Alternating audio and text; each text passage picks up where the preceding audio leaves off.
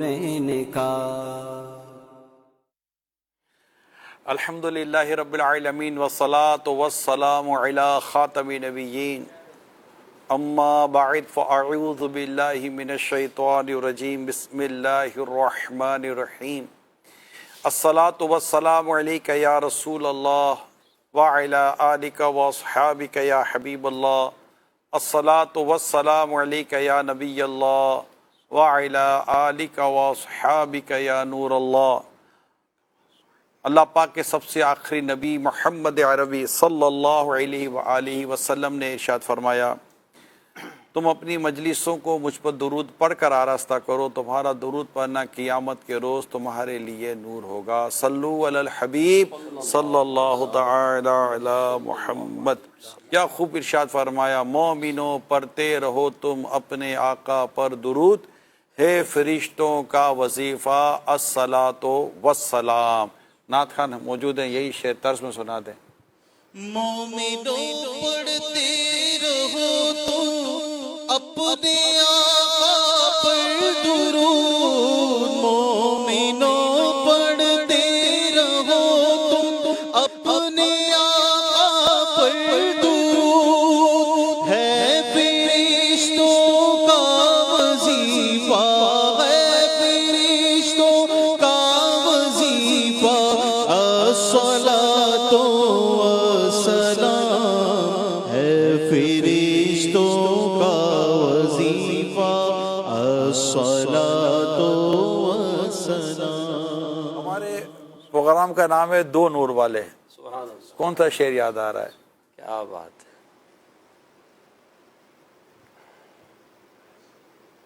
نور کی سرکار سے پایا دوشالہ نور کا، ہو مبارک تم کو ذوالنورین جوڑا نور کا۔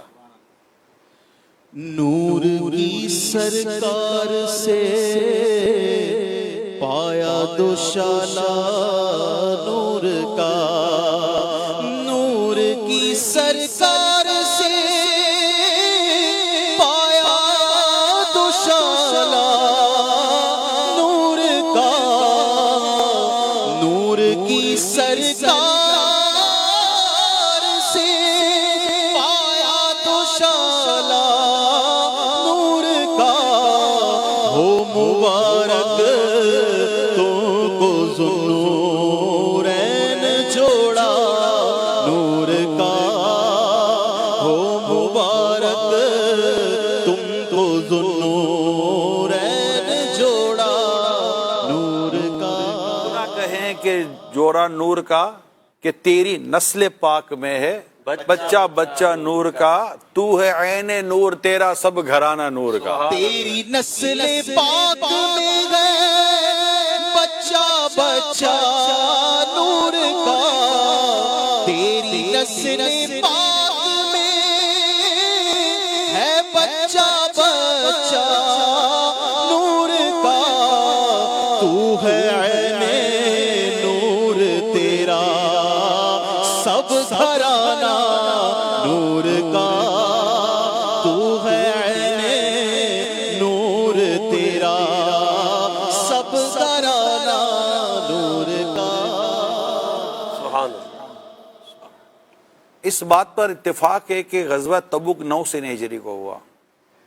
سخت گرمی کا وہ عالم تھا، اور صحابہ کرام علیہم رضوان کی یہ کیفیت بھی بیان کی گئی ہے کہ ایک کھجوروں کا جو ایک بزنس ہوتا ہے، تو ایک سیزن گزر چکا تھا، دوسرا سیزن قریب تھا، تو اب سیزن پورا گزر چکا تھا، تو جو مالی کیفیت تھی وہ بھی انتہائی کمزور تھی، موسم بھی سخت گرم، لوئیں چل رہی تھیں، منافقین نے اپنا الگ روپ دھارا ہوا تھا۔ ایسے میں بھی الحمدللہ 30,000 کا لشکر تیار ہوا نبی رحمت صلی اللہ علیہ وسلم کے ساتھ۔ سبحان اللہ۔ اب اتنا بڑا لشکر جو تیار ہوا، تو اب اس لشکر کے لیے زبردست ڈونیشن کی ضرورت تھی، اور رقم کی ضرورت تھی، سواریوں کی ضرورت تھی۔ نبی پاک صلی اللہ علیہ وسلم نے صحابہ کرام علیہم رضوان اور دیگر جو عرب کے قبائل تھے ان سب سے آپ نے اس عمل کے لیے مالی تعاون کے بارے میں ارشاد فرمایا کہ راہ خدا میں دیں، اور یہ ایک ایسا مطلب وہ بنا کہ اسلام کے لیے گویا کہ اس طرح چندہ ڈونیشن یا مالی تعاون کے لیے کرنا یہ نبی پاک کی سنت ہو گئی صلی اللہ علیہ وآلہ وسلم۔ تو اب صحابہ کرام علیہ رضوان کی جو کیفیت تھی وہ میں نے بھی آپ کو بیان کی کہ جس کو جتنی اللہ پاک نے توفیق دی، جو ہمت تھی، انہوں نے جو لا کر دیا، یہاں تک کہ ایک صحابی رضی اللہ تعالیٰ عنہ کے بارے میں کہ انہوں نے عرض کی کہ یا رسول اللہ میں نے پورا دن پانی کی ڈول کھینچی، وہ پانی جیسے اس کی جو مزدوری تھی تو مجھے 2 سا ملے، آدھا گھر کے لیے، ایک گھر کے لیے اور ایک میں آپ کے لیے لے کر آیا یہاں کے لیے، تو یا 2 کھجور اس طرح کا تھا۔ تو اچھا اب اس میں یہ ہوا کہ مختلف صحابہ کرام علیہ رضوان کے مختلف انداز سامنے آئے۔ حضرت عمر فاروق اعظم رضی اللہ تعالیٰ عنہ کی کیفیت یہ تھی کہ ان دنوں ان کے پاس گھر میں مال کی کچھ کثرت تھی، وہ اپنے گھر کا آدھا سامان اٹھا کر بارگاہ رسالت میں لے اللہ، یا رسول اللہ یہ آدھا آپ کے لیے، آدھا آپ کی بارگاہ میں، آدھا میں نے اہل و عیال کے لیے چھوڑا۔ صدیق اکبر عاشق اکبر رضی اللہ تعالیٰ عنہ حاضر خدمت ہوئے، انہوں نے اپنا مال اگرچہ دیکھنے میں مختصر تھا ان کے مقابلے میں، لیکن آقا نے ارشاد فرمایا ابو بکر آپ کیا لائیں؟ تو عرض کیا رسول اللہ جو کچھ گھر میں تھا سارا حاضر کر دی، سبحان اللہ، اور گھر میں اللہ اور اس کا رسول چھوڑ آیا ہوں۔ کیا بات، آقا صلی اللہ علیہ وسلم نے ان کو بھی دعائیں دیں، لیکن بہت مال کی ضرورت تھی۔ حضرت سیدنا عبد الرحمن بن عوف رضی اللہ تعالیٰ عنہ نے اس وقت اپنا آدھا مال لا کر بارگاہ رسالت میں حاضر کر دیا، آدھا مال، اور پھر عرض کیا رسول اللہ آدھا اہل و عیال کے لیے چھوڑا ہے اور آدھا میں یہاں لے کر آیا۔ آقا نے فرمایا جو تم نے وہاں کے لیے چھوڑا ہے اس میں بھی، اور جو تم یہاں لائے اس میں بھی اللہ پاک دونوں میں برکت عطا فرمائے۔ علماء کہتے ہیں اس کے بعد سب سے زیادہ امیر سیدنا حضرت عبد الرحمن بن عوف رضی اللہ تعالیٰ عنہ تھے کہ اللہ پاک کے پیارے حبیب کی ایسی دعا انہیں عطا ہوئی تھی۔ تو یہ ساری کیفیات کے اندر بھی ایک تو فاصلہ بہت ہے نا، مدینہ منورہ سے آج بھی اگر ہم غور کریں تو کم و بیش 800 کے آس پاس، 800 کلومیٹر کے آس پاس کا سفر ہے مدینہ منورہ سے تبوک کا جو مقام ہے۔ اور جیسے آپ جیسے خیبر کی زیارت کے لیے چلیں تو خیبر کی طرف جائیں، پھر خیبر سے بھی پھر آگے راستہ تبوک کے لیے نکلتا ہے۔ بدر اس طرف آ جاتا ہے، یعنی سمجھے بدر کے لیے آپ مطلب کہ 1.5-2 گھنٹے کا سفر ہوگا تو بدر پہنچ جائیں گے مدینہ پاک سے، مکہ میں بدر پہ، لیکن یہاں سے جائیں گے تو آپ کو 6-7 گھنٹے بعد اوقات لگ سکتے ہیں تبوک تک پہنچتے مکہ میں تبوک تک۔ آپ کی حاضری ہوئی؟ نہیں میں جا نہیں سکا، لیکن جانا ہے انشاءاللہ، مجھے جانا ہے۔ تو بس وہ کسی وجہ سے ہم رک گئے، ورنہ تیاری پوری تھی۔ وہ بولا نصیب کی بات ہوتی ہے، تو دعا کریں انشاءاللہ، اللہ کرے گا تو امیر سنت کے ساتھ تبوک کی زیارت کریں گے۔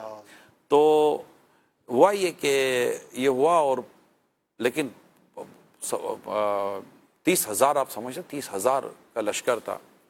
اب حضرت عثمان غنی رضی اللہ تعالیٰ عنہ جب حاضر ہوتے ہیں تو آپ کس طرح اپنا وہ ظاہر کرتے ہیں کہ کم و بیش 1,000 سواری آپ نے دی، سبحان اللہ، 1,000 سواری اونٹ اور گھوڑوں سمیت، اور ہزاروں سونے کی اشرفیاں آقا دو جہاں صلی اللہ علیہ وسلم کے قدموں میں ڈھیر کر دی۔ اللہ اللہ، یعنی یہ ایک ایسا عمل تھا سیدنا عثمان غنی رضی اللہ تعالیٰ عنہ کا، اور ایسے موومنٹ پر تھا اور ایسی کیفیت میں تھا کہ واقعی ایک تھا کہ یہ بہت بڑا ایک معرکہ، بہت بڑا غزوہ ہے، اس میں یہ ساری چیزیں سامنے آ رہی تھیں۔ تو اس میں سیدنا عثمان غنی رضی اللہ تعالیٰ عنہ کا اتنا مال دینا، سو وہ بھی 1 2 3 2 3 کی مرتبہ کر کے آپ نے دیا۔ ہمارے ہوتا ہے نا کہ کسی نے کہا 300 تو یار آپ اور بڑھا دو، تو آپ بولو کہ ٹھیک ہے میں 600 کر دیتا ہوں، یار تھوڑا اور بڑھا دو 900 کر دیتا ہوں، تو آپ 900 دو۔ حضرت عثمان غنی کی کیفیت ایسی ہوتی تھی کہ جو پہلے بھی نیتیں کرتے تھے نا وہ بھی دے دیتے تھے، آخری کی نیت بھی دے دیتے تھے۔ اللہ، یہ آپ کا عمل تھا۔ سیدنا عثمان غنی رضی اللہ تعالیٰ عنہ نے جب اشرفیاں بارگاہ رسالت میں حاضر کی، قدموں میں رکھی، نبی پاک صلی اللہ علیہ وسلم نے جب ان کو دیکھا تو آپ کا چہرہ مبارک ایسا خوشی سے، ویسے تو آقا کا چہرہ تھا مگر آقا دو جہاں صلی اللہ علیہ وسلم کے چہرہ انور کی یہ شان تھی کہ آپ کے چہرے پر آپ کی کیفیت ظاہر ہو جاتی، اللہ اللہ، اور بڑی کیفیت ہو گئی اور بڑے خوش ہوئے، گویا کہ آپ نے اس عمل سے نبی پاک صلی اللہ علیہ وسلم کے دل کو جیت لیا، اللہ، اور آقا نے اس کیفیت میں ایک ایسی بات ارشاد فرما دی کہ آج کے بعد عثمان جو کچھ بھی کر لے اسے وہ چیز نقصان نہیں پہنچے۔ سبحان اللہ، حالانکہ قطعی جنتی ہیں شرح مبشرہ میں، لیکن یہ ایک خوشی کے موقع پر ایک دل سے نکلی ہوئی ایک ایسی دعا تھی جو عثمان غنی رضی اللہ تعالیٰ عنہ کے حصے میں آئی، اور وہ حصے میں اپنے لے کر وہ یہ لے گئے، ماشاءاللہ، یہ حضرت عثمان غنی لے گئے رضی اللہ تعالیٰ عنہ۔ جی ہاں، انہی کی یاد میں آج ہم جمع ہے 18 ذوالحجہ، یہ حضرت سیدنا عثمان غنی رضی اللہ تعالیٰ عنہ کا یوم ہے، اور کل ہے 18 ذوالحجہ، کل کل شب رات کو، ہوگی انشاءاللہ۔ کل مغرب کے بعد ہے، تو انشاءاللہ کل مدنی مذاکرے میں ذکر پاک مزید جھوم جھوم کر کریں گے، لیکن آج ہم نے بھی کوشش کی کہ چل لکھا لائیں ثنا خانوں میں چہرہ تیرا، ان کا ذکر ہو جائے گا۔ نبی پاک صلی اللہ علیہ وسلم جن سے بے پناہ محبت کرتے ہو، ایک بڑا مقام تھا، یعنی دیکھیے کہ میرے آقا صلی اللہ علیہ وآلہ وسلم سیدنا صدیق اکبر رضی اللہ تعالیٰ عنہ کے ساتھ گھر میں جلوہ فرمائیں، بات چیت چل رہی ہے، آپ اپنی کیفیت میں تشریف فرمائیں۔ اللہ، اسی دوران سید عمر فاروق اعظم رضی اللہ تعالیٰ عنہ بارگاہ میں حاضر ہوتے، آقا صلی اللہ علیہ وسلم وہی کیفیت ہے، مگر جب تھوڑی دیر کے بعد سیدنا عثمان غنی حاضر ہوتے ہیں تو نبی پاک صلی اللہ علیہ وسلم اپنی کیفیت بدل دیتے ہیں۔ سبحان اللہ، کمال ہے سبحان اللہ، کہ میں اس سے حیا کیوں نہ کروں جسے فرشتے حیا کرتے ہیں۔ کیا کرتے ہیں، اللہ اللہ اللہ، کیا بات ہے۔ کیا کہتے ہیں آپ مائک اٹھا رہے تھے، چلے یار۔ وہی ہے پیکرے شرب و حیا ذوالنورین، وہی ہے پیکرے شرب و حیا ذوالنورین، مقام ان کی حیا کا حضور جانتے ہیں، مقام کی حیا کا حضور جانتے ہیں۔ اللہ ماشاءاللہ۔ ماشاءاللہ، حیا کا تو ایسا ہے کہ بعض اوصاف ایسے ہوتے ہیں کہ وہ کسی کی پرسنالٹی میں اتنے غالب ہو جاتے ہیں کہ جیسے اس وصف کا نام لیا جائے تو وہ شخصیت فوراً ذہن میں آ جاتی ہے۔ اللہ، اور سیدنا عثمان غنی رضی اللہ تعالیٰ عنہ کی جو یہ صفت تھی وہ اتنی غالب اور صحابہ کرام علیہم رضوان کے درمیان ایسی معروف و مشہور تھی کہ کیا کہنے۔ پہلے حیا کا مفہوم کیا ہے وہ بھی ہم یہاں پہ ڈسکس کر لیتے ہیں کہ آخر حیا ہے کیا۔ حیا کی تعریف یہ کی جاتی ہے ایسا وصف کہ جس کی وجہ سے انسان کسی انسان یا اللہ پاک کی ذات کی وجہ سے کسی کام کو کرنے سے رک جائے، اسے حیا کہتے ہیں۔ اب یہ بندوں کے ساتھ بھی ہو سکتا ہے اور اللہ پاک کے ساتھ بھی ہو سکتا ہے، عیب لگنے کے خوف سے، خوف سے کہ بھئی وہ جس سے بندہ حیا کر رہا ہے تو اس کی ناراضی کا بھی خوف ہے، برا لگنے کا بھی خوف ہے۔ اور یہ کہا بھی جاتا ہے جیسے محاورے میں، یار سب کے سامنے تم یہ کام کر رہے ہو، ذرا حیا کر لو یار، تو بندوں کے حیا نہیں، والد کے حیا نہیں، کسی کے حیا نہیں۔ اور اسی طرح اس میں جو اعلیٰ ترین درجہ جا رہا ہے کہ بندوں سے حیا بھی اچھی خوبی ہی ہے، لیکن اس میں جو کمال ہے اگر وہ اس کے پیچھے بھی اللہ پاک کی رضا ہو تو پھر تو کیا ہی بات ہے۔ تو عثمان غنی رضی اللہ تعالیٰ عنہ بلکہ جب خطبے کے اندر ان کا نام لیا جاتا ہے، اور جو امام علیہ سنت نے خطبہ تحریر فرمایا جمعہ کا، اور اس کے علاوہ بھی جو معروف خطبے ہیں تو اس میں بھی کامل الحیاء والایمان، یہ دو اوصاف کا بالخصوص ذکر کیا جاتا ہے۔ تو ایک تو آپ نے واقعہ بیان فرمایا، خود عثمان غنی رضی اللہ تعالیٰ عنہ نے اظہار نعمت کے لیے اپنی کیفیات کا اظہار فرمایا، اور اگر ان پر ہم غور کرتے ہیں تو سیکھنے کو بھی بہت کچھ ہے، لیکن جب اپنے آپ کو کمپیریزن کرتے ہیں تو بہت زیادہ دور پاتے ہیں۔ لیکن ظاہر ہے کہ ان کی سیرت کا ذکر کرنے کی ایک وجہ جہاں برکت ہے، فضائل حاصل کرنا، ثواب کی نیت ہے، وہاں پر لرننگ بھی ہے۔ تو آپ کی جو اپنی کیفیات تھی، ایک تو ہے کہ مخلوق کے سامنے بندہ گناہ سے بچے، ایسے کام سے بچے کہ جو ان کو برا لگے۔ آپ رضی اللہ تعالیٰ عنہ جب غسل فرماتے اور اکیلے میں ظاہر بندہ غسل کرتا ہے، اس وقت بھی سمٹ جایا کرتے تھے، بند کمرے کے اندر ایک کورڈ ایریا ہے، اللہ پاک اور کی کپڑے ذات سے بھی خود کو کور رکھتے تھے، کپڑے سے بھی کور رکھتے تھے، جی ہاں۔ اور اس وقت بھی کورڈ ایریا میں بھی اللہ پاک سے حیا کی کور وجہ سے ایریا میں بھی کور کرتے تھے، اللہ اللہ جی۔ تہبند کے ذریعے جو ہے وہ پردے میں بھی پردہ، پردے میں بھی پردہ کرتے، پردے میں بھی پردہ۔ تو اب یہ کتنی کمال کی آپ کی جو ہے وہ خوبی ہے کہ جس کا ذکر آپ نے فرمایا۔ اچھا ایک اور چیز ہے، ایک تو یہ حیا ہے کہ بے پردگی سے بچنا، لوگوں کے سامنے کسی ایسے کام سے بچنا کہ جو اس کو لوگ بھی برا سمجھتے ہوں، لیکن کچھ ایسی چیزیں ہوتی ہیں کہ جو ہو سکتا ہے کہ گناہ کے درجے میں نہ ہوں لیکن مکروہ کے درجے میں ہیں، ناپسند کے درجے میں ہیں، فضول کے درجے میں ہیں۔ تو عثمان غنی رضی اللہ تعالی عنہ کی جو حیا تھی اور جو احتیاط اور کمال تھا وہ اس درجے پر تھا، بلکہ اس درجے میں بھی کمال پہ تھا۔ آپ خود فرماتے ہیں کہ مجھے عرب کے اشعار سے کبھی رغبت نہیں ہوئی اور میں نے اپنی زبان پر کبھی بھی اس طرح کے اشعار کو آنے نہیں دیا۔ حالانکہ وہ زمانہ شعر و شاعری کا تھا، اور عرب کا زبردست شعر و شاعری کا، عرب کا جو اپنا کمال سمجھتے تھے تو ایز اے لینگویج تھا بھی، وہ لغت ہی پر تھا۔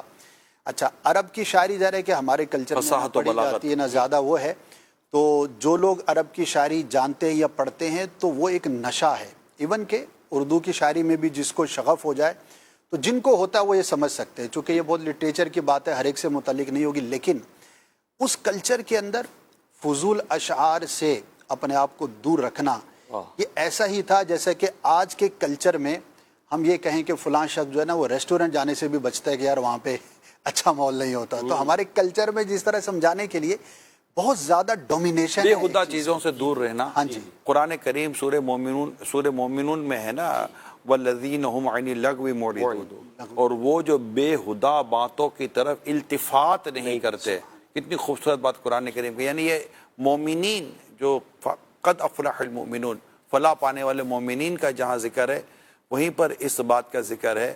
تو آپ سوچئے کہ حضرت سیدنا عثمان غنی رضی اللہ تعالی عنہ کا یہ جو وصف مبارک ہوگا وہ کس انتہا تک ہوگا یار۔ التفات بھی نہ پھر کرنا۔ اس سے یہ بھی ایک اور بات جو اگلی بات ہے اس سے ان کی پرسنالٹی کا، ان کی ذات سے محبت کی ایک اور انداز یہ بھی معلوم ہوتا ہے کہ ایک تو یہ ہے کہ بہت سارے ایسے افراد تھے کہ جنہوں نے جب اسلام قبول کیا تو بہت ساری چیزوں سے اپنے آپ کو دور کر لیا جو منع تھی، لیکن بعض چیزیں ایسی ہیں کہ جو فطرتاً بھی ناپسندیدہ تھی، اور اسلام قبول کرنے سے پہلے بھی عثمان غنی رضی اللہ تعالیٰ عنہ ان سے بچتے تھے، اور ان میں سے ایک شراب بھی ہے۔ اور عرب کے کلچر میں شراب اس زمانے کے اندر ایسی ہی عام تھی جیسے کہ ہم پانی پیتے، لائک کولڈ ڈرنک ہے، یعنی کہ ہر گھر کے اندر کہیں، ہر دوسرا شخص کہیں، کون بچا ہوا ہوگا۔ لیکن چونکہ اللہ پاک حرام ہی نہ تھی نا اس طرح، جی ابتدائی اسلام میں ظاہر ہے کہ اس کے احکامات بعد میں نازل ہوئے، جی ہاں، تو لیکن حرام نہیں تھی لیکن ناپسندیدہ تھی۔ جو سلیم الطبع افراد قریب گئے تو اس کے تو ان کے قریب نہیں جاتے تھے۔ انہی میں سے سیدنا عثمان غنی رضی اللہ تعالی عنہ کا بھی ذکر خیر ملتا ہے۔ تو آپ کی حیا اور آپ کی یہ احتیاط اور لغو سے، فضول سے اپنے آپ کو دور رکھنا، تو واقعی آپ کی سیرت کے اس پہلو کو اگر ہم غور کریں اور پھر اپنانے کی کوشش کریں تو ہمارے لیے بہت کچھ ہے۔ اسلام ٹاپک کو میں اگر وہ کہیں تو شعر جو انہوں نے پڑھا تھا کہ حضرت عثمان غنی کی حیا کا جو مقام ہے وہ حضور جانتے ہیں، تو جیسے وہ آئے اور نبی پاک علیہ السلام نے فرمایا کہ فرشتے سے حیا کرتے ہیں، میں اس سے حیا کیوں نہ کروں۔ تو اللہ کی مخلوق میں سب سے زیادہ حیا کرنے والے نبی کریم علیہ السلام ہے۔ اور ایک حدیث پاک میں رسول پاک صلی اللہ علیہ وسلم نے ارشاد فرمایا کہ میرے صحابہ میں مجھ سے اخلاق میں سب سے زیادہ مشابہ حضرت عثمان غنی ہے۔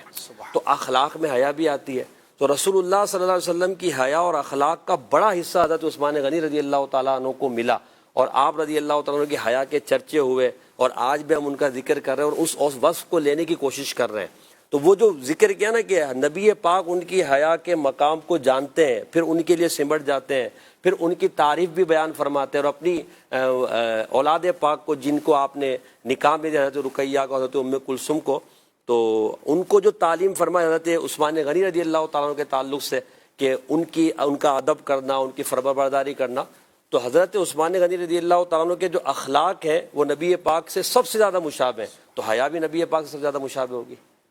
یہی وجہ ہے کہ نبی رحمت صلی اللہ علیہ وسلم کی جو ان کو دو نور والا کہا گیا، جو ابھی محسن بھائی نے کہا کہ آقا دو جہاں صلی اللہ علیہ وسلم کی دو شہزادیاں، حضرت سیدتنا رقیہ رضی اللہ تعالی عنہا اور حضرت سیدتنا ام کلثوم رضی اللہ تعالیٰ عنہ یہ یکے بعد دیگر سیدنا عثمان غنی رضی اللہ تعالیٰ عنہ کے نکاح میں دی گئیں۔ غور طلب بات یہ ہے کہ والد اپنی بیٹیوں سے بے پناہ محبت کرتے ہیں۔ جس ایک بیٹی جنہیں عطا کی گئی، جب ان کا انتقال ہوا تو نبی پاک صلی اللہ علیہ وسلم کے سامنے حضرت عثمان غنی کا وہ کیسا کردار ہوگا کہ آپ نے دوسری بیٹی بھی انہی کو دینا پسند فرمایا۔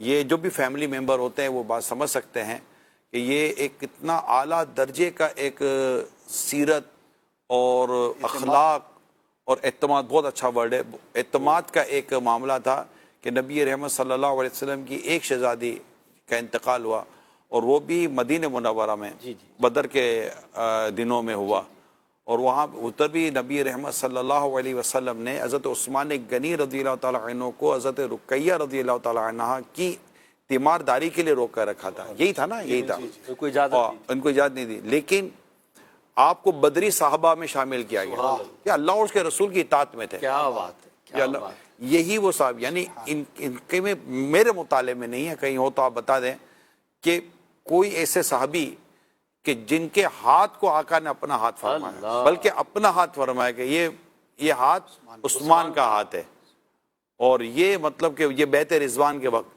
کہ یہ ہاتھ عثمان کا ہاتھ ہے۔ تو یہ جو حضرت عثمان غنی رضی اللہ تعالیٰ عنہ کو یہ جو مقام و مرتبے اور جو رفعتیں حاصل ہیں، یہ ان کو بہت ہی خاص کر دیتی ہیں۔ یہ چوتھے نمبر پر تھے خلافت میں، یہ تیسرے نمبر پر ہے، مسلمانوں کے تیسرے خلیفہ ہیں۔ پہلے حضرت سیدنا صدیق اکبر رضی اللہ تعالیٰ عنہ پہلے خلیفہ، دوسرے نمبر پر حضرت سیدنا عمر فاروق اعظم رضی اللہ تعالیٰ عنہ، تیسرے پر حضرت عثمان غنی رضی اللہ تعالیٰ۔ حضرت عثمان غنی رضی اللہ تعالیٰ عنہ کی خلافت بھی حضرت عمر فاروق اعظم رضی اللہ تعالیٰ عنہ نے دنیا سے رخصت ہوتے ہوئے مشاورت قائم کی تھی، شورا قائم کی تھی، اور جن کو لیڈ حضرت سیدنا عبد الرحمن بن عوف رضی اللہ تعالیٰ عنہ کر رہے تھے، اور اس مشاورت نے یہ فیصلہ کیا، اور پھر اس پر بیعت کا سلسلہ شروع ہوا۔ حضرت عثمان غنی رضی اللہ تعالیٰ عنہ مسلمانوں کے تیسرے خلیفہ، ایسی ہے جو میں بیان کر رہا ہوں، تو وہ مطلب کہ تیسرے خلیفہ مقرر ہوئے، اور الحمدللہ بڑے نیک اور متقی و پرہیزگار تھے۔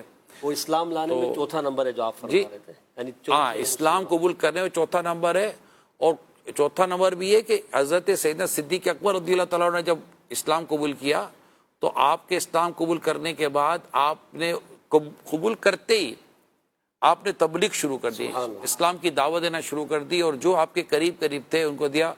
کم و بیش 4 یا 5 عشرہ مبشرہ کے وہ صحابہ ہیں جن کے ایمان لانے کا ذریعہ صدیق اکبر رضی اللہ تعالیٰ عنہ بنے، اور ان میں ایک سیدنا عثمان غنی رضی اللہ تعالیٰ عنہ۔ دیکھیں آپ، یعنی کہ آپ سوچیں یار، آپ کسی کو دین کی دعوت دے، اسلام کی دعوت دے، اور وہ قریب آ جائے، کیا پتہ وہ کل کون سا ایسا عمل اسلام و دین کے لیے کر جائے۔ حضرت عثمان غنی کی سخاوت نے، آپ کے عمل نے، آپ کی مشاورت نے، آپ کے مال نے، آپ کے کردار نے، اور پھر آپ کی خلافت نے، یعنی جس طرح اسلام و دین کو جو فوائد حاصل ہوئے، مطلب یہ تو اللہ کی رضا والی ساری، اللہ کی جو مشیت ہوتی ہے وہ ہے۔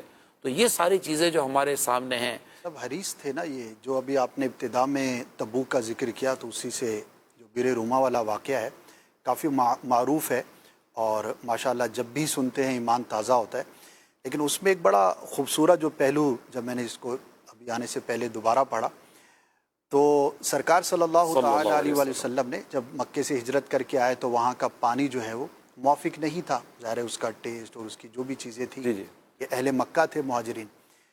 تو روما کا جو کنواں تھا، تو پہلے سرکار صلی اللہ تعالی علیہ وسلم نے کسی اور شخص سے فرمایا تھا کہ آپ جو ہے نا یہ جنت کے چشمے کے عوض جو ہے نا وہ مجھے بیچ دیں۔ تو اس نے کہا کہ اصل میں میرا گزر بسر اسی پر ہے، تو میں یہ نہیں کر سکتا نا۔ عثمان غنی رضی اللہ تعالیٰ عنہ کو جب معلوم ہوا تو آپ گئے خرید کے، جب حاضر خدمت ہوئے تو جو الفاظ ہیں وہاں پر اس کا مفہوم کتنا خوبصورت ہے کہ ان کو کیسا زبان مصطفیٰ صلی اللہ تعالی علیہ وآلہ وسلم پر کیسا اعتماد تھا، اور سرکار صلی اللہ تعالی علیہ وسلم کی سلطنت اور عظمت اور آپ کو جو اللہ پاک نے عطا کیا تھا اس پر کیسا ایمان تھا۔ تو اولاً عرض کیا کہ یا رسول اللہ صلی اللہ علیہ وسلم، کیا وہی آفر میرے لیے بھی ہے؟ کہ وہ جو کنواں اگر خرید کے وہ آپ کو دے دیتے تو جو آپ نے جنتی چشمے کا فرمایا ہے تو کیا وہ مجھے بھی ملے گا؟ تو سرکار صلی اللہ علیہ وسلم نے ارشاد فرمایا کہ ہاں تمہارے لیے بھی ہے۔ اللہ اللہ۔ تو پھر آپ نے عرض کیا کہ میں نے وہ کنواں خرید کر جو ہے مسلمانوں کے لیے پہلے خرید لیا تھا۔ جی پہلے خرید لیا تھا۔ تو اب اس کے اندر دیکھیے وہ ہرس کیسی ہے، وہ فضیلت کا حاصل کرنا، وہ جنتی نعمتیں، کیونکہ بہت مرتبہ ایسا ہوتا ہے کہ جب کوئی مشکل آتی ہے، پریشانی آتی ہے تو وہ ثواب پر ہماری نظر نہیں جا پاتی۔ تو اس سے یہ پتہ لگا کہ جب آپ ثواب آخرت کے حریص ہوں اور اس نعمت پر آپ کا اعتماد ہو۔ صبر کے چیپٹر میں مفتی صاحب نے ایک جگہ پہ بڑی پیاری بات بیان فرمائی کہ بڑے لوگ جو صبر کر لیتے ہیں، نیک لوگ، اولیاء کرام، اور ہم نہیں کر پاتے، تو اس کی کیا وجہ ہے؟ بہت ساری وجوہات میں ایک وجہ یہ انہوں نے تحریر فرمائی کہ انہیں آخرت کی نعمت پر جیسا اعتماد ہوتا ہے کہ بس ابھی ملی اللہ، اور مل کے ہی رہے گی، عام آدمی کو ویسا اعتماد نہیں ہوتا۔ اگر عام آدمی کو بھی جنت کی نعمت پر ویسا اعتماد ہو جائے تو وہ بھی اسی طرح سے بڑی سے بڑی خاص میں فرق تو رہے گا نا، یہ خاص ہی ہوگا، عام ہی ہوگا۔ تو پھر حضرت عثمان غنی کا اس طرح کا ایک اور واقعہ نا مسجد الحرام کے تعلق سے، نبی پاک علیہ السلام نے جب یہ دیکھا کہ مسجد الحرام کے توسیع کرنے کے لیے ایک جگہ کی ضرورت ہے تو ساتھ ایک مکان تھا جس کا تھا، اس سے بات کی، نبی پاک نے ارشاد فرمایا کہ تم اگر یہ دے دو، بیچ دو تو تمہیں اس کے بدلے میں جنت کے مکان کا ضامن ہوتا ہوں۔ تو انہوں نے عرض کی کہ یا رسول اللہ یہ میرا گزر بکر اسی پر ہے اور میرا مکے میں اس کے علاوہ اور کچھ بھی نہیں ہے، تو میں اپنے بچوں کو کہاں لے کر جاؤں گا؟ حضرت عثمان غنی کو جب پتہ چلا تو وہ آپ کے پرانے دوست زمانہ جاہلیت کے، وہ ان کے پاس گئے، ان سے جا کر بات چیت کر کے 10,000 اشرف میں وہ مکان خرید لیا۔ اب پھر نبی پاک صلی اللہ علیہ وسلم کی خدمت میں حاضر ہو کر عرض کیا یا رسول اللہ وہ میں نے سنا ہے کہ آپ نے کسی سے مکان کی بات کی، دینار سونے کے سکے تھے؟ جی جی۔ تو نبی پاک سے عرض کیا کہ وہ جو آپ نے جنت کی ضمانت دی تھی مکان کی، کیا آپ وہ مجھے بھی ارشاد فرمائیں جیسے آپ نے وہ پہلی والی حدیث سنائی؟ تو نبی پاک نے فرمایا ہاں تمہارے لیے بھی ہے۔ تو عرض کیا رسول اللہ وہ مکان میں نے خرید لیا ہے اور میں نے آپ کے حوالے کیا مسجد الحرام شریف میں آپ داخل فرمائیں۔ ایک اس ان کی سیرت مبارکہ کے جو ذکر ہو رہا ہے اور اس میں جو چیزیں مزید جو سامنے آ رہی ہیں اس میں سے ایک تھوڑا سا ڈیفرنٹ پہلو، یہ دو واقعات ہوئے کہ آقا صلی اللہ علیہ وسلم نے کسی سے ارشاد فرمایا، انہوں نے کہا کہ آقا میرا گزر بسر، آقا میرا گزر بسر، لیکن ان کے تعلق سے کوئی کمزور یا نیگیٹو بات کہیں کتابوں میں نہیں، اس روایت میں بھی نہیں، کہیں نہیں نہیں ہے۔ آقا دو جہاں صلی اللہ علیہ وسلم کی جناب میں بارگاہ میں نا عذر کا اسپیس تھا، سبحان اللہ، بہت خوبصورت، بہت خوب۔ عذر کا اسپیس تھا کہ نبی رحمت صلی اللہ علیہ وسلم نے ایک بات عرض کی، اچھا یہاں حکم نہیں ہوتا تھا، ورنہ تو صحابی ہے رضی اللہ تعالیٰ ختم ہو جاتی ہے بات۔ جیسے ایک اس کے علاوہ بھی روایت موجود ہے کہ آقا صلی اللہ علیہ وسلم نے کسی کو سفارش فرمائی تو عرض کی یا رسول اللہ آپ کا مشورہ کا مشورہ سفارش ہے، تو ان کا کہا میں یہ نہیں یہ چاہتا ہوں یا میں یہ نہیں یہ چاہتی ہوں۔ یہ صحابیات کا بھی واقعہ ملتا ہے، حکم یا مشورہ، اور یہ ہاں تو یہ چیزیں ایسی ہیں کہ جو کسی بھی بہت بڑے منصب پر موجود کسی بھی فرد کے لیے اس میں بڑا سیکھنے کا ہے کہ وہ اس کے پاس کسی کا عذر، کسی کی ایکسکیوز اور کسی کے معاملے میں اگر کوئی اپنا کوئی ایسی بات بیان کرتا ہے تو وہاں اسپیس ہونا چاہیے، ہر چیز کو اپنی وہ نہ میں نے جو کہہ دیا وہ پورا ہو۔ نبی رحمت صلی اللہ علیہ وسلم نے پوری مطلب کہ کائنات کے لوگوں کے لیے، کائنات والوں کے لیے ایک بڑا ماڈل دیا ہے۔ سبحان اللہ۔ جب آپ بات کر رہے ہیں والد کو بھی غور کرنا ہے، قیادت کو بھی غور کرنا ہے، سب کو غور کرنا ہے کہ اب آپ آ جائیے نا، میں نہیں آ سکتا، میرے یہ فلاں کام ہے، یا جب میں کہہ رہا ہوں تو آپ آ جاؤ نا، یہ ایٹیٹیوڈ ہی مناسب نہیں ہے کہ نہیں یار ایک ریکویسٹ کا ایک یار آپ اچھا یہ بھی ایک امیر سنت کے ساتھ جب ہم گفتگو کرتے ہیں یا سنتے ہیں نا، مثال کے طور پر میں آپ کو ایک امیر سنت کے ایک ظرف کی بات کرتا ہوں جو ہمارے سیکھنے، یہی اولیاء کرام و بزرگوں کا فیضان ہے جو ہمیں اپنے بزرگوں میں بھی نظر آ رہا ہوتا ہے۔ ایسا آپ نے کسی سے ملنا ہے، اچھا اب حالات ایسے ہیں کہ جا نہیں سکتے، اور طبیعت ایسی ہے کہ اس کو یہ نہیں کہہ سکتے کہ آپ میرے پاس آؤ، اللہ، یہ مزاج میں نہیں ہے، بلانا مزاج میں نہیں ہے سبحان اللہ، کہ آپ کی زبان بھیا ہے کہ یار آپ میرے پاس آؤ مجھ سے ملو، یہ آتا نہیں امیر سنت کے مزاج میں۔ آپ کا ظرف بہت اعلیٰ ہے، حیا مانے ہے، یہ سمجھے آپ، یہ حیا مانے ہیں، حیا ایک بہت بڑا یہاں سبب بنتا ہے۔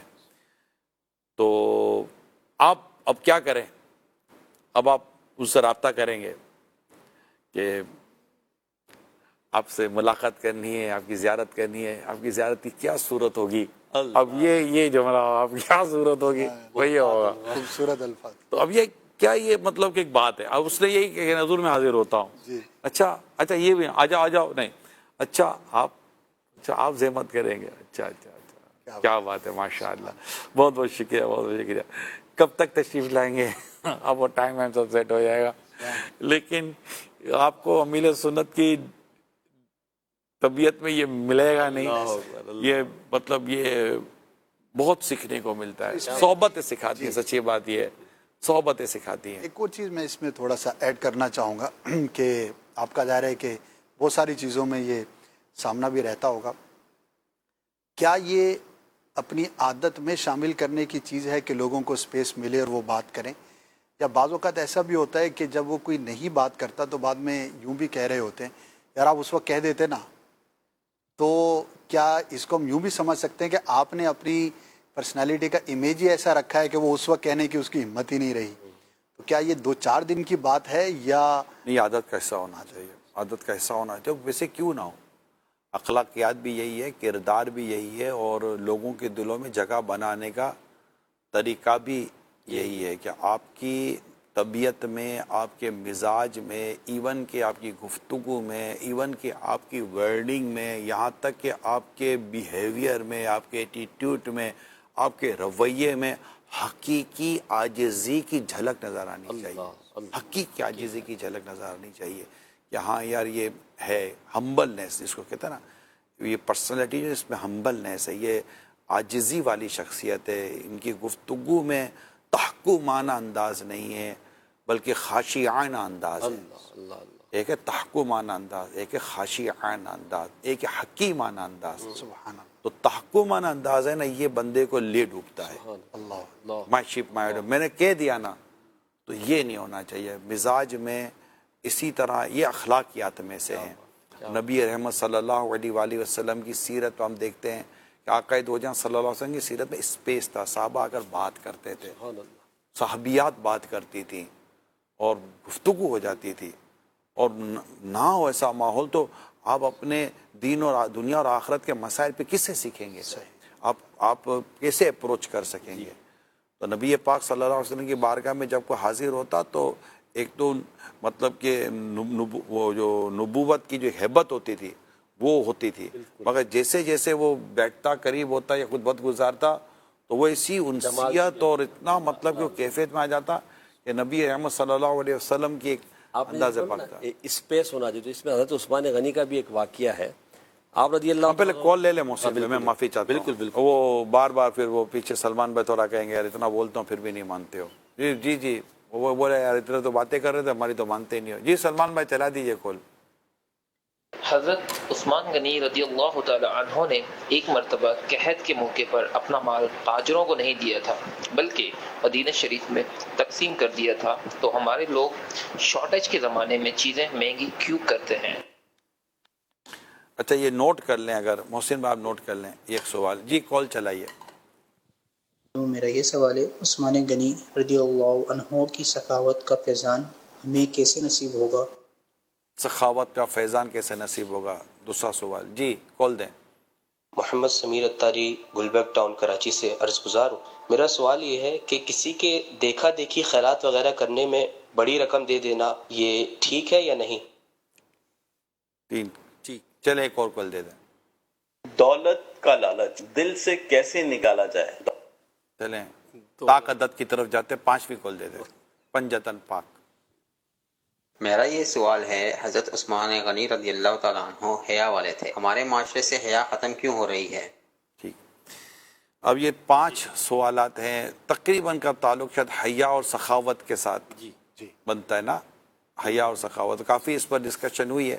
پہلا کیا تھا سوال؟ پہلا شورٹیج کے زمانے میں جو جب مال کم ہو جاتا ہے، مہنگائی ہو جاتی ہے، یہ حب دنیا ہے، حب مال ہے، اور غم خاری کا جذبہ نہیں ہے، خیر خائی کا جذبہ نہیں ہے، رحم کا جذبہ اس میں نہیں ہوتا، اور اس کو مال سے اور دولت سے محبت ہو جاتی ہے، اور وہ مسلمانوں کی تکلیفوں کو دیکھ کر اس کو رحم نہیں آتا بلکہ تکلیفوں کے ایام کی جب اسے اطلاع ملتی ہے تو اس کی حرص بڑھ جاتی ہے اور وہ ان چیزوں کو اپنے پاس ذخیرہ کر لیتا ہے اناج وغیرہ کو، اور پھر قیمتیں بڑھنے کا وہ انتظار کرتا ہے.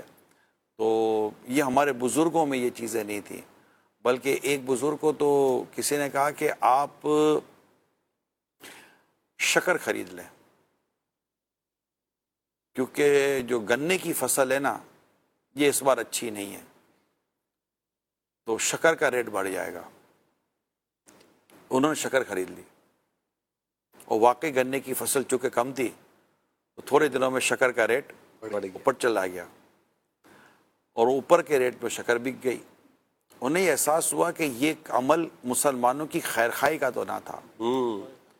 اب جسے یہ شکر بیچی تھی نا، انہوں نے اس سے رابطہ کیا، کہا کہ اگر میں یہ شکر نہ خریدتا اور گنا اس قیمت میں ہوتا تو یہ شکر اس قیمت کی ہوتی، اور تمہیں جو زائد شکر جو قیمت مجھے زائد ملی ہے یہ اس کی وجہ تھی کہ یہ شکر میں نے پہلے سے اس وجہ سے خرید لی، یہ مجھ سے خریدوا لی گئی، یا اس نے خرید لی جو بروکر تھا یا جو بھی تھا. تو آپ نے کہا یا تو یہ سودا ختم کرو یا مجھ سے اس قیمت میں لو اور یہ رقم مجھ سے واپس لو جو تم نے زائد مجھے دی. اللہ نفع ملنے کے بعد یہ اور خوابوں کی بات ہے. نہیں، یہ کتاب کی بات ہے، بزرگ کی بات ہے، اور سوچنے کی بات یہ ہے کہ ہم ایسے کیوں نہیں ہیں. اللہ سوچنے کی بات یہ ہے. تو اچھا ایسے اور بھی واقعات پڑھیں. اب احیاء العلوم میں دوسری جلد میں تجارت و کسب کا بیان ہے. آج بھی ایسا کوئی نہ کوئی کرتا ہوگا. نہیں، میں یہ نہیں کہتا کہ لوگ نہیں کرتے ہوں گے، یہ اس بات کو نہیں کیسے نہیں کرتے ہوں گے کہ آپ کو توجہ آپ کی چلی جائے گی. امید کرتا ہوں کہ کووڈ کے دنوں میں جتنا راشن اور جتنی اناج کی سپلائی عام گھروں میں ہوئی ہے، اتنی سپلائی اس سے پہلے، یعنی جن کے گھروں میں کووڈ سے پہلے کھانے کی چیزوں کی کمی تھی، کووڈ کے دنوں میں وہ قلت کثرت میں تبدیل ہوئی ہے. اور عام لوگ، حالانکہ کووڈ کے دنوں میں نکلنا خود ایک آزمائش ہوتا، عام لوگ اپنی ڈگیوں میں راشن ڈال کر نکلتے تھے. اس میں الگ بات ہے کہ مافیا نکلا ہوا تھا جو یہ راشن بھی اپنے قبضے میں لے لیتا تھا اور پھر اس کا استعمال عجیب و غریب ہوتا. لیکن لوگ گھروں، کیونکہ مجھے یاد نہیں ہے، ہو تو مجھے پتہ نہیں ہے کہ کووڈ میں ایک شخص بھی بھوک کی وجہ سے مرا ہو. اللہ اللہ.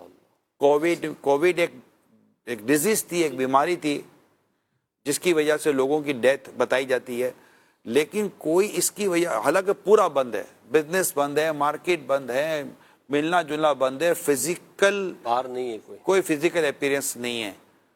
اور اس کے بعد بندہ بھوکا نہیں مارا. قرآن کریم کی آیت پہلا پارا پہلی آیت ہے نا، وہ زمین پر رینگنے والا کوئی 12واں پالے کی پہلی آیت کیا ہے؟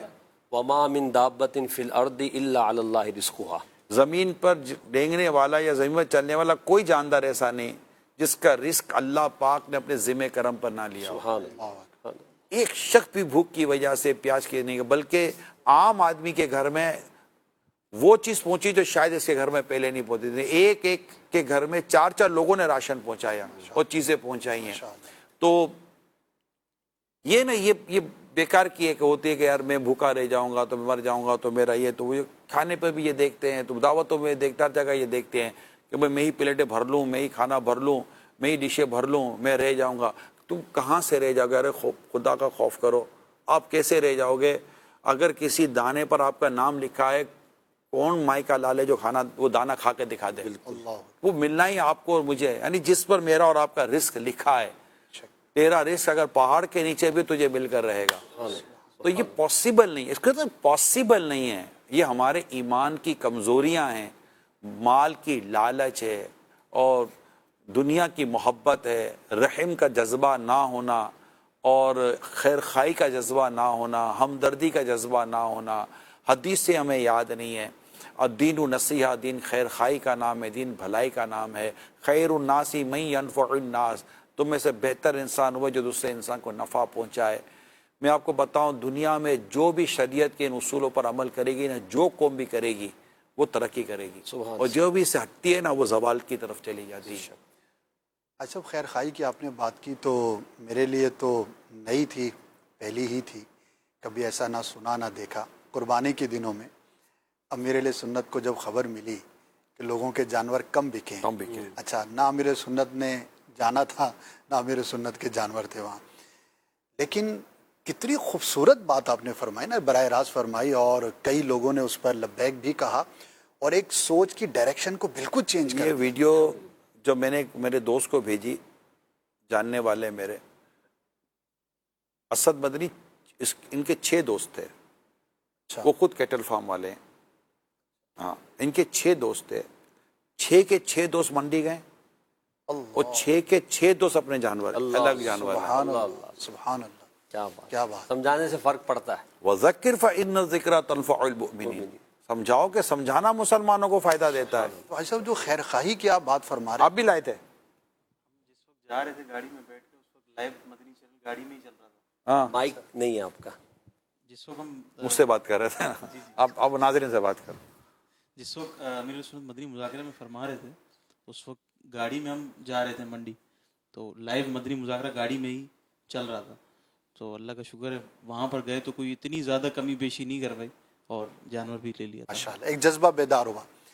تو ایک ڈائریکشن اور سوچ بندے کی دیکھیں نا، کہاں سے کہاں. یعنی کہ اس ماحول میں اچھا یہ بھی ضروری نہیں کہ آپ سارے جانور خرید کے ان کے ساتھ خیر خواہی کر سکیں، لیکن کیونکہ آپ کی سنی جاتی ہے، آپ کا ایک منصب ہے، تو آپ نے اپنے کلام کے ذریعے جو مسلمانوں کے لیے نفع ہو سکتا تھا وہ آپ نے فرمایا. جو آپ کر سکتے تھے آپ نے جی کیا نا. اچھا، یہ تو وہ ہیں جو آپ کے تک واقعہ پہنچا یا انہوں نے اظہار کیا چند.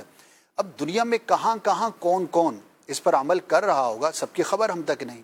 ایک تو جو پریکٹیکلی ہوا، دوسرا مسلمانوں کی خیر خواہی کا جذبہ اگر دل کے اندر ہو تو آپ کس طرح سے اپنی سوچ کو بہتر بنا سکتے ہیں. تو اس کی ایک عظیم مثال پھر ان کو بھی سمجھایا نا جن کے جانور تھے. اگلے دن عید والے دن حلقات رکھو. جی جی جی، ان کو بھی سمجھایا. اور پھر یہ بھی بات ہوئی تھی کہ یہ جو تاجر ہیں جنہوں نے جانور لائے تھے، یہ بیٹھ کر آپس میں مشورہ کریں کہ وہ کون سے ریزن تھے جن کی وجہ سے یہ پریشانی کا ہمیں سامنا کرنا پڑا. یہ پوری مدنی مذاکرے ڈسکشن ہوئی.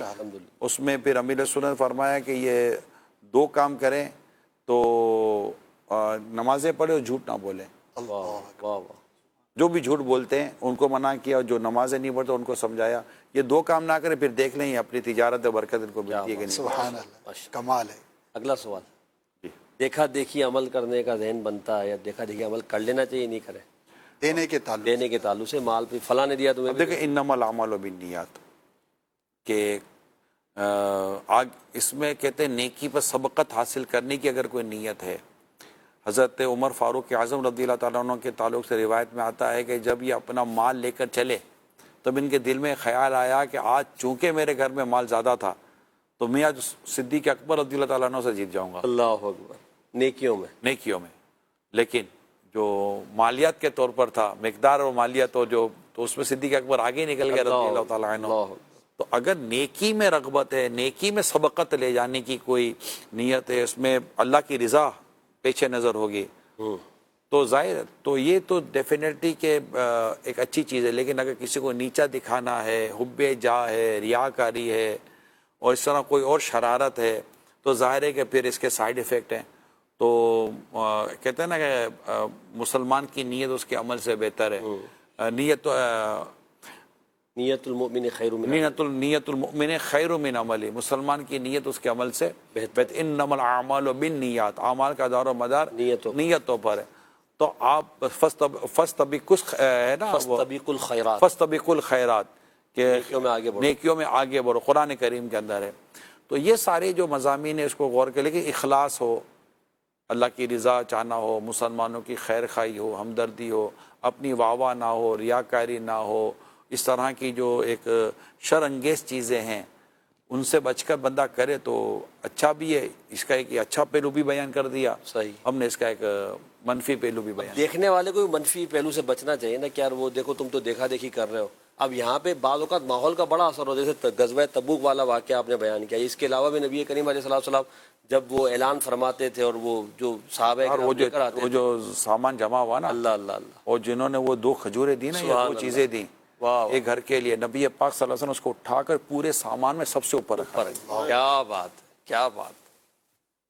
یہ حال تھی. تو ہم دینے والے کے لیے تو اچھا گمان ہی رکھے نا کہ ہم بدگمانی حسن زن میں کوئی شر نہیں، جی بدگمانی میں کوئی خیر نہیں۔ سبحان اللہ، کیا بات۔ آپ اگر حسن زن کے ساتھ جیتے ہیں تو سکون کے ساتھ جس کو جینے کی تمنا یا سکون کے ساتھ جس کو جینے کی خواہش ہے، اس کو میرا تو مشورہ یہ ہے کہ حسن زن کا جام کٹ کر کے پیے۔ سبحان اللہ۔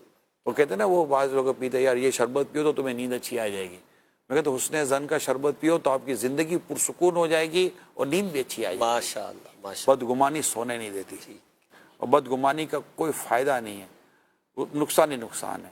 آپ حسن زن رکھ کے آپ کو کوئی نقصان ہی نہیں ہے، فائدہ ہی فائدہ ہے۔ اگر اللہ نہ کرے اس کے اندر کوئی فساد ہوگا بھی تو وہ اس کا رب کا معاملہ ہے، ہمیں اس میں پڑھنے کی کوئی ضرورت ہونی نہیں چاہیے، اور اس پر بندہ قفل مدینہ لگائے، زبان کو بند رکھے اور اپنے رب سے ڈرتا رہے۔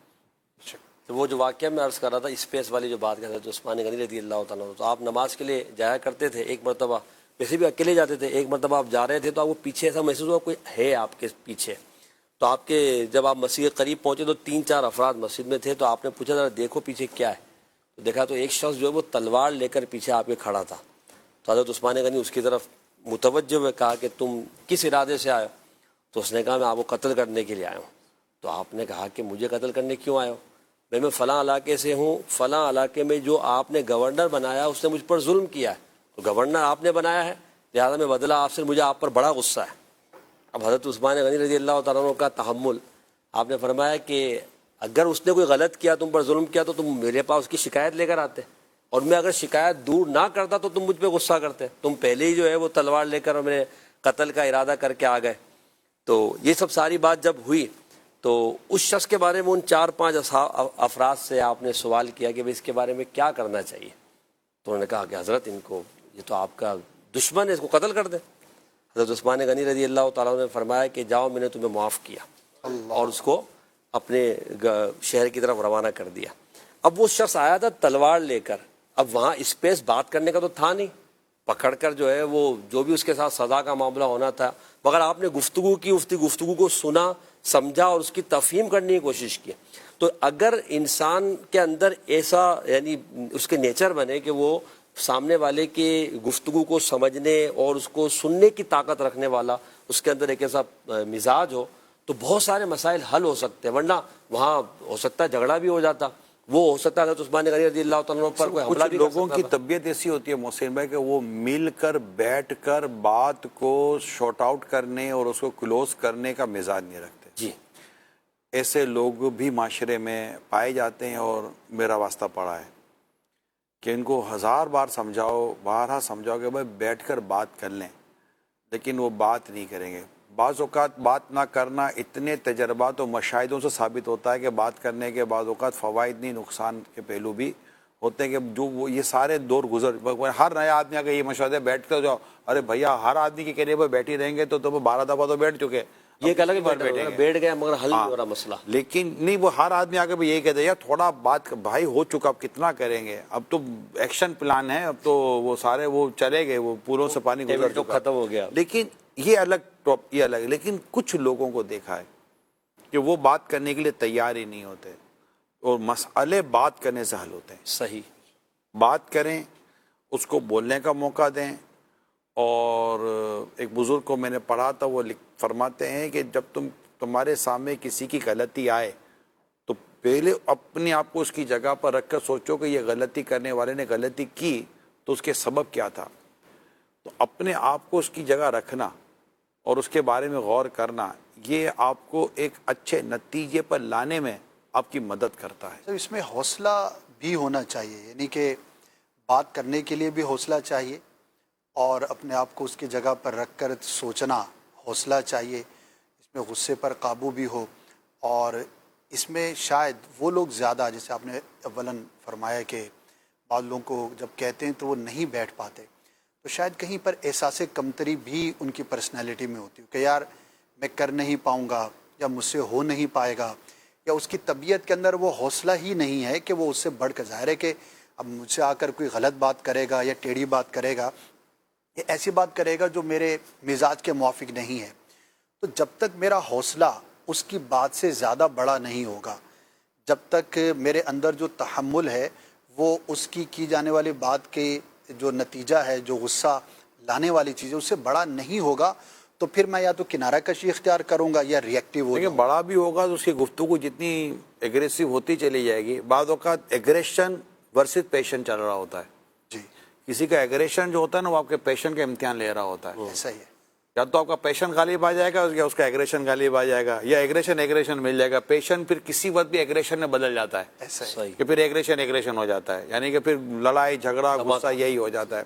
اچھا یہ تو ہم اپنی کیفیت بیان کر رہے ہیں. نبی احمد صلی اللہ علیہ وسلم کا حلم مبارک ایسا نہ تھا. اللہ اللہ اللہ. آپ کے حلم پاک, آپ کی جو برد باری ہے, آپ کا قوت برداشت ہوتی تھی, آپ کا جو درگزر کرنے کا جو آپ کی کیفیت ہوتی تھی وہ اس سے بالکل جدا ہے. وہ یہ تھی کہ یہ نبی پاک صلی اللہ علیہ وسلم کا حلم مبارک ہے, برد باری ہے, برداشت ہے. اور یہ آپ کے ساتھ آنے والا کوئی بھی ایسا معاملہ ہے کہ جو کہ ایک خلاف مزاج ہے, جہالت پر مبنی ہے, ناروا سلوک ہے. ٹھیک ہے. اب یہ نبی پاک صلی اللہ علیہ وسلم کا یہ حلم پاک ہے اور یہ اس نے اپنی کیفیت شروع کی. اچھا اب جیسے جیسے اس کی یہ بری کیفیت بڑھتی رہتی, آقا کا حلم پاک بڑھتا چلا. سبحان اللہ. وہ غالب یہ تھا. ارے کوئی بھی آقا کے حلم پر غالب آ ہی نہیں سکتا. اللہ اللہ اللہ. کیونکہ آقا کا حلم ہمیشہ بڑھتا ہی چلا جاتا, حتیٰ کہ چہرے پاک پر مسکراہٹ آ جاتی تھی, تبسم پاک آ جایا کرتا تھا, درگزر آ جایا کرتا تھا, معافی آ جایا کرتی تھی. یعنی اچھا اگر اور کوئی کہتا آقا یہ آپ کیا کر رہے ہیں, اور کوئی سرکار صلی اللہ علیہ وسلم کو یہی عرض کرتا کہ آقا آپ یہ جو کر رہے یہی ہے, تو آقا صلی اللہ علیہ وسلم کو اس کی بات زیادہ پسند آتی کہ ہاں یہی ہے. تو یہ بس نبی رحمت صلی اللہ علیہ وسلم کی. آپ نے دوبارہ مائک اٹھایا. گھٹائے سے کسی کے نہ گھٹا ہے نہ گھٹے, جب بڑھائے تجھے اللہ تعالی تیرا, جب بڑھائے تجھے اللہ تعالی تیرا. اس میں گفتگو قوت فیصلہ کی بھی تو ہو سکتی ہے نا, کہ اس وقت بندہ جو ہے فیصلہ کرنے کے, یعنی اس کے اندر طاقت, جس کو اللہ نے قوت برداشت دے دی نا, اس کے اندر قوت فیصلہ آنے میں شاید دیر نہ لگے. اللہ اکبر. سب سے بڑا پرابلم تو قوت برداشت کا ہے. ہمارا مسئلہ ہی عدم, اور عدم برداشت کی وجہ سے ہمارے فیصلے بھی غلط, بالکل ہمارے معاملات بھی غلط, اور ہمارے انداز بھی غلط ہو جاتے ہیں. ایسا ہی. اگر آپ میں برداشت ہے, حضرت سیدنا عمر بن عبدالعزیز رحمۃ اللہ تعالیٰ علیہ کی عادت کریمہ تھی کہ آپ 3 دن تک کسی کے بارے میں فیصلہ نہیں فرماتے تھے. 3 دن تک؟ ہم تو 3 منٹ برداشت نہیں کرتے. تبھی تو یہ حال ہے. ابھی تو ہم یہاں ہیں اور وہ وہاں ہیں. اللہ, فرق تو ہمارے سامنے ہی ہے. تو معاملے سارا آگے پیچھے ہو جائے. اور یہ اس کے حوالے سے ہے کہ جس کے پاس اتھارٹی تھی. اس میں میں آپ کو یہ عرض کروں, اس میں تھوڑا سا ایک پریکٹیکل گفتگو کر دیتا ہوں ایک مزید, کہ یہ زیادہ تر موبائل یوزر کے لیے میں کہہ رہا ہوں کہ جب بھی آپ کو خلاف مزاج میسج آتا ہے, آپ کبھی بھی فوراً ریئیکٹ نہ کریں, آپ اپنے رسپونڈ کو ویٹ کریں. دونوں میں فرق ہے, ریئیکٹ کرنا اور رسپونڈ کرنے میں بھی ایک فرق ہے. تو آپ تھوڑا سا رک جائیں. جب بھی آپ کے خلاف مزاج کی بات ہوتی ہے, اللہ مجھے بھی توفیق دے, کائنڈلی اسٹاپ, آپ رک جائیں, پاز لے لیں, اسٹے, ہاں بالکل پاز لے لیں, رک جائیں. آپ ریئیکٹ نہ کریں, کیونکہ اس وقت کا جو ریئیکشن ہے نا, یعنی اس وقت کا جو ایکشن ہے نا, اس کا بھی ایک ریئیکشن ہے. جی, سامنے سے پھر آئے گا. ہاں, پھر جو کنڈیشن ہے نا وہ بڑی عجیب و غریب ہے. تو رک جائیں اور غور کریں, یا وہاں سے ہٹ جائیں. اس لیے کہتے ہیں کہ غصے کا ایک علاج یہ ہے کہ وہاں سے چلے جاؤ, وہاں سے ہٹ جاؤ, تو آپ کی یہ کیفیت جاتی رہے گی. کیونکہ جو آپ کرنا چاہتے تھے نا وہ ابھی آپ کے ہاتھ میں ہے. اس کی آپ کو سمجھ, جو آپ اس پر ڈالنا چاہتے وہ ابھی آپ کے ہاتھ میں ہے. ڈالنے کا اسپیس تو موجود ہے. ڈال دیں گے, بعد میں سوچیں کہ کیوں ڈالا, زیادہ ڈل گیا تو وہ واپس نہیں آ سکے گا. اور اگر آپ نے نہیں ڈالا تو اب آپ کے ہاتھ میں کتنا ڈالنا ہے کتنا نہیں ڈالنا, ڈالنا ہے کہ نہیں ڈالنا, تول گئے. ہاں, یہ تو شکر ہے کہ واٹس ایپ میں اب وہ آ گیا نا کہ آپ ڈیلیٹ کر سکتے ہیں. شروع میں یہ آپشن جب نہیں تھا, ڈیلیٹ ایوری ون میں آتا, پھر سامنے سے میسج آ جاتا خیریت تو آپ نے ڈیلیٹ کر دیا تھا, کیا بھیجا تھا. ان کو بھی تشویش ہوتی ہے. اب یہ بھی پرابلم ہے. لیکن بعض لوگ پڑھ لیتے یار, فوراً پڑھ لیتے ہیں. کچھ لوگ رائٹنگ میں بھیج دیتے ہیں, اچھا پھر گروپ میں شیئر کر رہے ہوتے ہیں, اور گروپ میں شیئر کر رہے ہوتے تو گروپ کے اندر لوگ پڑھ رہے ہوتے ہیں, تو ایک نے نہیں پڑھا باقی 4 نے پڑھ لیا, پھر بعد میں پچھتاتے ہیں. تو پھر اب پچھتائیں کیا جب چیڑیاں چگ گئی کھیت.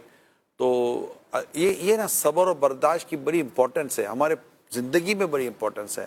گھر بھی اسی طرح چلتے ہیں اور معاشرے میں نظام بھی اسی طرح چلتا ہے. اس لیے کبھی بھی ایک تو برداشت کریں اور پیارے اسلام میں منتقم المزاج نہ بنیں, اللہ برداشت پیدا کریں اور بڑی ہی بردباری سے کام لیں. آپ دیکھیے حضرت عثمان غنی رضی اللہ تعالیٰ عنہ پر جب یہ واقعات ہوئے, جب شہادت کے جو آپ کے واقعات ہم پڑھتے ہیں کس طرح شہادت ہوئی, اس پورے واقعے میں حتیٰ کہ آپ کو شہید کر دیا گیا جس وقت آپ قرآن کی تلاوت کر رہے تھے, اور آپ کی زوجہ نے یہ جملہ آپ کا ملتا ہے کہ تم نے ایک ایسے شخص کو شہید کیا جو ایک رکعت میں قرآن ختم کرتے ہیں. اتنے بڑے عبادت گزار تھے حضرت عثمان غنی رضی اللہ تعالیٰ عنہ. لیکن آپ نے امن باقی رکھنے اور اس طرح کی اور بہت سارے خوبصورت سی باتیں ہیں کہ آپ کا یہ قوت برداشت جو کچھ تھا, حتیٰ کہ آپ شہید ہو گئے, وہ بھی 40 دن, بڑی مطلب کہ حیثیت تھی. اللہ پاک خیر فرمائے. آمین.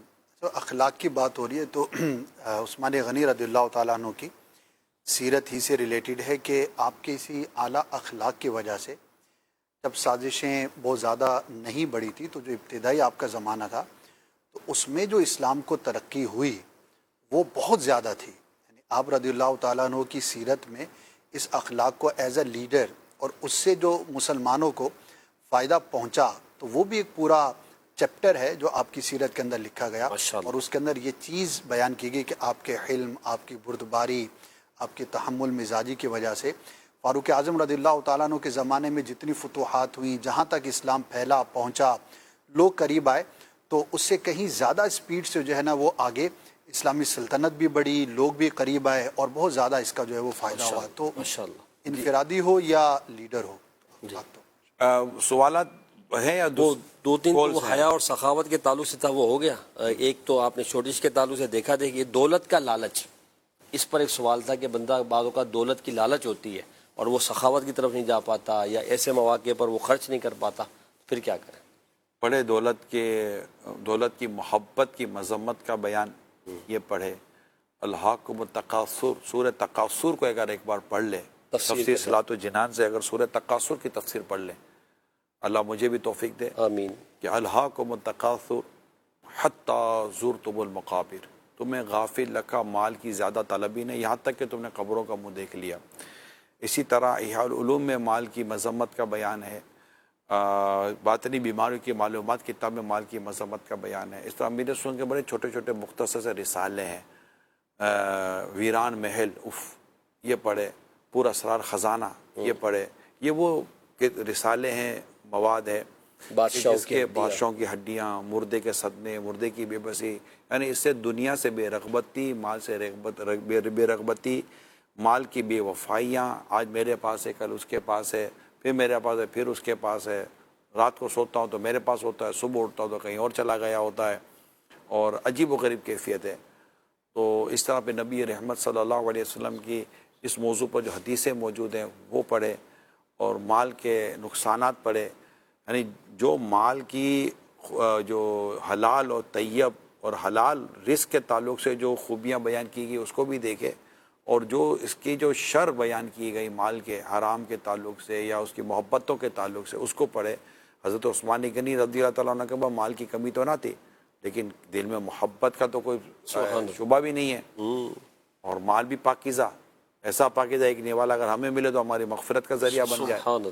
تو یہ ساری چیزیں ہیں. تو یہ کریں گے, پھر ایسے لوگوں کے درمیان بیٹھے. دیکھیں ہم بیٹھتے ہی ان لوگوں کے درمیان میں جن کی گفتگو ہی مال ہے, جن کے اندر ہم یہ دیکھتے ہیں یار مال ہوگا تو عزت ہوگی, مال ہوگا تو یہ ہوگا, مال ہوگا تو وہ ہوگا, مال نہیں تو یہ نہیں ہے.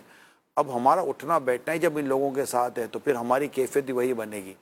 ہمارا اٹھنا بیٹھنا اگر ایک ایسے کلاس میں ہوگا, ایک ایسے طبقے میں ہوگا جہاں آخرت کی سوچ دی جائے گی اور اعتدال کی سوچ دی جائے گی, قناعت کی سوچ دی جائے گی, رزق حلال کی سوچ دی جائے گی, اور یہ بتایا جائے گا کہ سب سے افضلیت مال کی, نسب کی نہیں, سب سے بڑی افضلیت تقوی کی ہے.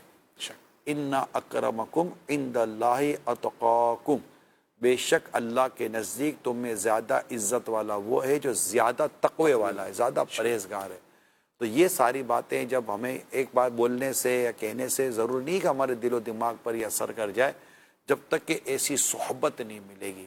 دعوت اسلامی اس طرح کی صحبت، اس طرح کا ماحول دیتی ہے۔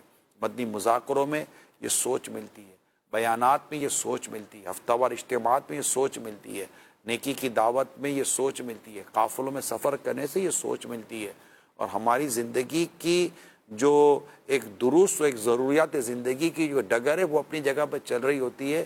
اس سے فضولیات اور اس سے گناہ کی کٹوتی ہو جاتی ہے اور ہماری زندگی ایک اچھی راستے پر چلنا شروع ہو جاتی ہے۔ یہ دعوت اسلامی کا دینی ماحول ہے جس کی ہمیں بارہا دعوت دی جاتی ہے۔ اللہ پاک ہمیں مال و دنیا دونوں کی محبت سے محفوظ فرمائے۔ صلو علی الحبیب صلی اللہ تعالی علی محمد۔ جی کچھ کال دیجیے۔ حضور یہ دیکھا گیا ہے کہ کیا بڑے چھوٹے کا لحاظ رکھنا بھی حیا میں آتا ہے؟ آج کل چھوٹے بھائیوں کو دیکھیں تو اپنے بڑے بھائی کا لحاظ نہیں کرتے۔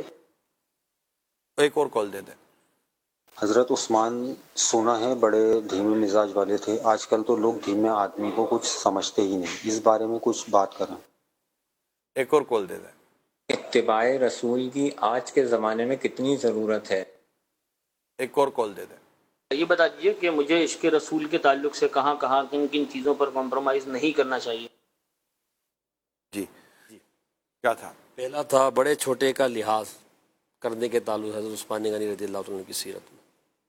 دیکھیے حیا بھی اور ایک یوں کہ یہ کہ اسلام و دین کی جو ایک مطلوب و محمود چیز ہے وہ اس میں یہ شامل ہے کہ جو اپنے چھوٹوں پر شفقت کرنا اور اپنے بڑوں کا ادب کرنا، یہ تو بہت ہی امپورٹنٹ فیکٹر ہے۔ آپ کیا کہتے ہیں اسد مدنی اس جی عنوان پر؟ بالکل، چھوٹا بھائی بڑے کا کرے گا، اسی طرح اولاد والدین کی کرے گی، شاگرد جو ہے وہ استاد کا کرے گا۔ احترام اور لحاظ یہ تو ضروری ہے۔ دیکھیے عیب لگ جانے کے ڈر سے کسی کام سے رک جانا، اس کو حیا کہتے ہیں، کہ آپ پر کوئی عیب نہ لگے، کوئی آپ پر انگلی نہ اٹھائے، کوئی آپ پر اس معاملے میں یہ نہ کرے۔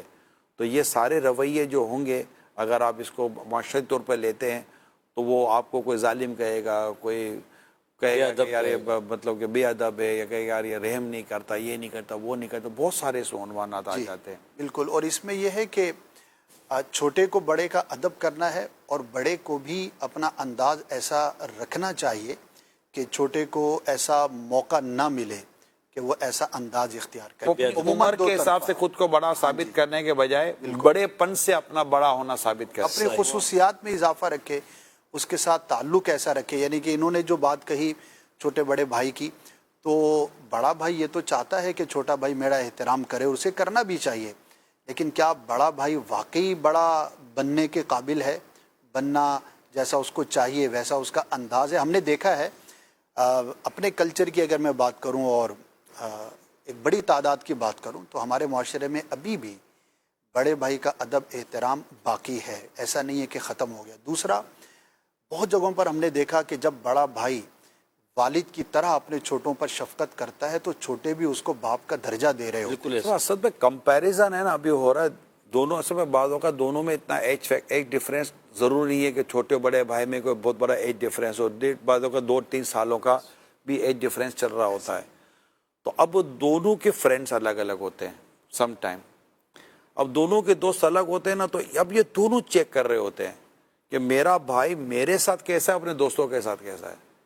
اب یہ آپ غور کر لیجئے گا، یہ میں نے آپ کے سامنے سمجھے کہ ایک کسوٹی رکھی ہے۔ اب دونوں بھائی جو آپ مجھے سن رہے ہیں، 3 بھائی آپ مجھے سن رہے ہیں، یا چاروں بھائی جو آپ مجھے سن رہے ہیں، جتنے بھی آپ بھائی ہیں آپس میں مجھے سن رہے ہیں، آپ سب کے آپس کے ایک دوست ہیں، آپ سب نے اپنی گیدرنگ اور اپنا ایک تعلق اسٹیبلش کیا ہوا ہے، لیکن آپ کے بھائی دیکھ رہے ہوتے ہیں کہ یار جو اگر مجھے ضرورت ہے تو میری ضرورت کو چھوڑ کر میرا بھائی اپنے دوستوں کی ضرورت پوری کر رہا ہے، مجھے چھوڑ کر اپنے دوستوں پر زیادہ شفقت کر رہا ہے، میں پریشان ہوں تو مجھے چھوڑ کر اپنے دوستوں کی پریشانی میں زیادہ گم ہو گیا ہے، مجھے وقت نہیں دیتا اپنے دوستوں کو وقت دے دیتا ہے، میری بات نہیں سنتا دوستوں کی بات سنتا ہے۔ اب یہ جو ہے یہ بڑے بھائی کو چھوٹے بھائی کے ساتھ بھی یہ واسطہ پڑ سکتا ہے، اور چھوٹے بھائی کو بڑے بھائی کے ساتھ بھی یہ واسطہ پڑ سکتا ہے۔ تو اب آپ دیکھیے کہ یہ بلڈ ریلیشن ہے نا، یہ اس کو یاد رکھیے کہ دنیا کے کئی رشتے ہیں جن کے ٹوٹنے میں دیر نہیں لگتی، مگر بلڈ ریلیشن ٹوٹتا نہیں ہے، یہ یاد رکھیے گا، چاہے وہ ماں باپ کا اولاد کے ساتھ ہے، بھائی کا بھائی کے ساتھ ہے، بہن کا بہن کے ساتھ ہے، بھائی بہنوں کا آپس میں، یہ دونوں ایک دوسرے کو کس نام سے توڑیں گے کہ آج سے تو میرا نہیں ہے، آج سے تو میرا نہیں ہے. ان کے اندر یہ انبریکیبل ریلیشن شپ ہوتی ہے، کیونکہ بلڈ ریلیشن ہے. یہ نہیں ٹوٹ پاتا. کیسے ٹوٹے گا؟ یہ کیا کہہ کر توڑیں گے آپ اس کو کہ تو آج سے میرا بھائی نہیں ہے، تو اسے وہ بھائی نہیں ہے کہہ بھی دیتے، تو آج سے میرا بیٹا نہیں ہے، وہ بیٹا نہیں ہے، آج تو میرا باپ وہ باپ. یہ ہو نہیں سکتا. یہ مطلب کہ ایسا ہے نہیں، ان میں جدائی نہیں ہے. یعنی ایسی جدائی نہیں ہے کہ جس کو آپ کہتے ہیں کہ یار اب یہ رشتہ ختم ہو چکا. نتھنگ. جب ہونا ہی نہیں ہے یہ، تو پھر آپ دیکھیے کہ یہ انسائڈ اور آؤٹ سائڈ کے فرق کو سمجھے، انٹرنل اور ایکسٹرنل کے فرق کو سمجھے. یہ ایک انٹرنل ریلیشن شپ ہے، انبریکیبل. تو اس کا باہر والوں کے مقابلے میں زیادہ حق ہے. اور ذوی الارحام اس سے زیادہ، ذوی الارحام ایک امپورٹنٹ ٹاپک ہے. خونی رشتے یہ ایک باقاعدہ ایک قریبی، بہت قریبی رشتے ہوتے ہیں، اور یہ بہت قریب ہوتے ہیں بھائی بہنوں والے رشتے. تو ایک دوسرے کے ساتھ بہت اچھی بانڈنگ ہونی چاہیے. میں آپ بھائی بہنوں سے کہنا چاہتا ہوں، جتنے بھی مجھے دیکھو سن رہے ہیں، آپ کے اتفاق میں آپ کے ماں باپ کی خوشی ہے. آپ کو پتہ ہے بے شک آپ کے ماں باپ کا بہت بڑا غم یہ ہے کہ ہمارے بچوں میں نہیں بنتی. ایسا ہی اگر آپ اپنے ماں باپ کو خوش کرنا چاہتے ہیں، یعنی یوں کہتے ہیں کہ آپ کہتے ہیں کیا وجہ ہے کہ ہم ایک دوسرے سے پیار کریں، ہم کیوں ایک دوسرے کے ساتھ یہ ایسا ایسا. میں آپ کو ایک وجہ بیان کرتا ہوں کہ جس کے بعد آپ کو آپس سے محبت کرنے، وہ وجہ آپ کے ماں باپ کی رضا ہے. سبحان اللہ. کیا ماں باپ کی رضا سے بڑھ کر کوئی وجہ میں آپ کو دوں؟ بھائی ایک وجہ ہونی، بھائی کسی کام کی ایک وجہ ہوتی ہے نا. آپ کو میں وجہ دے رہا ہوں، آپ کو میں ریزن دے رہا ہوں. That is a reason, main reason, کہ آپ اپنے ماں باپ کو خوش کرنے کے لیے ایک دوسرے کے ساتھ انڈرسٹینڈنگ پیدا کریں. اور یقیناً ماں باپ کو جب آپ ایک ایسے عمل پر خوش کریں گے جس میں کوئی خلاف اشارہ نہیں ہے، تو اس میں آپ کو آپ کے رب کی خوشی، آپ کے رب کی رضا ملے گی. کیا بات. آپ سوچئے کہ یہ رضا اور خوشی کا جو معاملہ یہ کہاں تک جا رہا ہے. تو ایک ہے نا کہ یار نہیں بنتی، اس نے یوں کر دیا تو نہیں بنتی. اچھا اب بنانی ہے.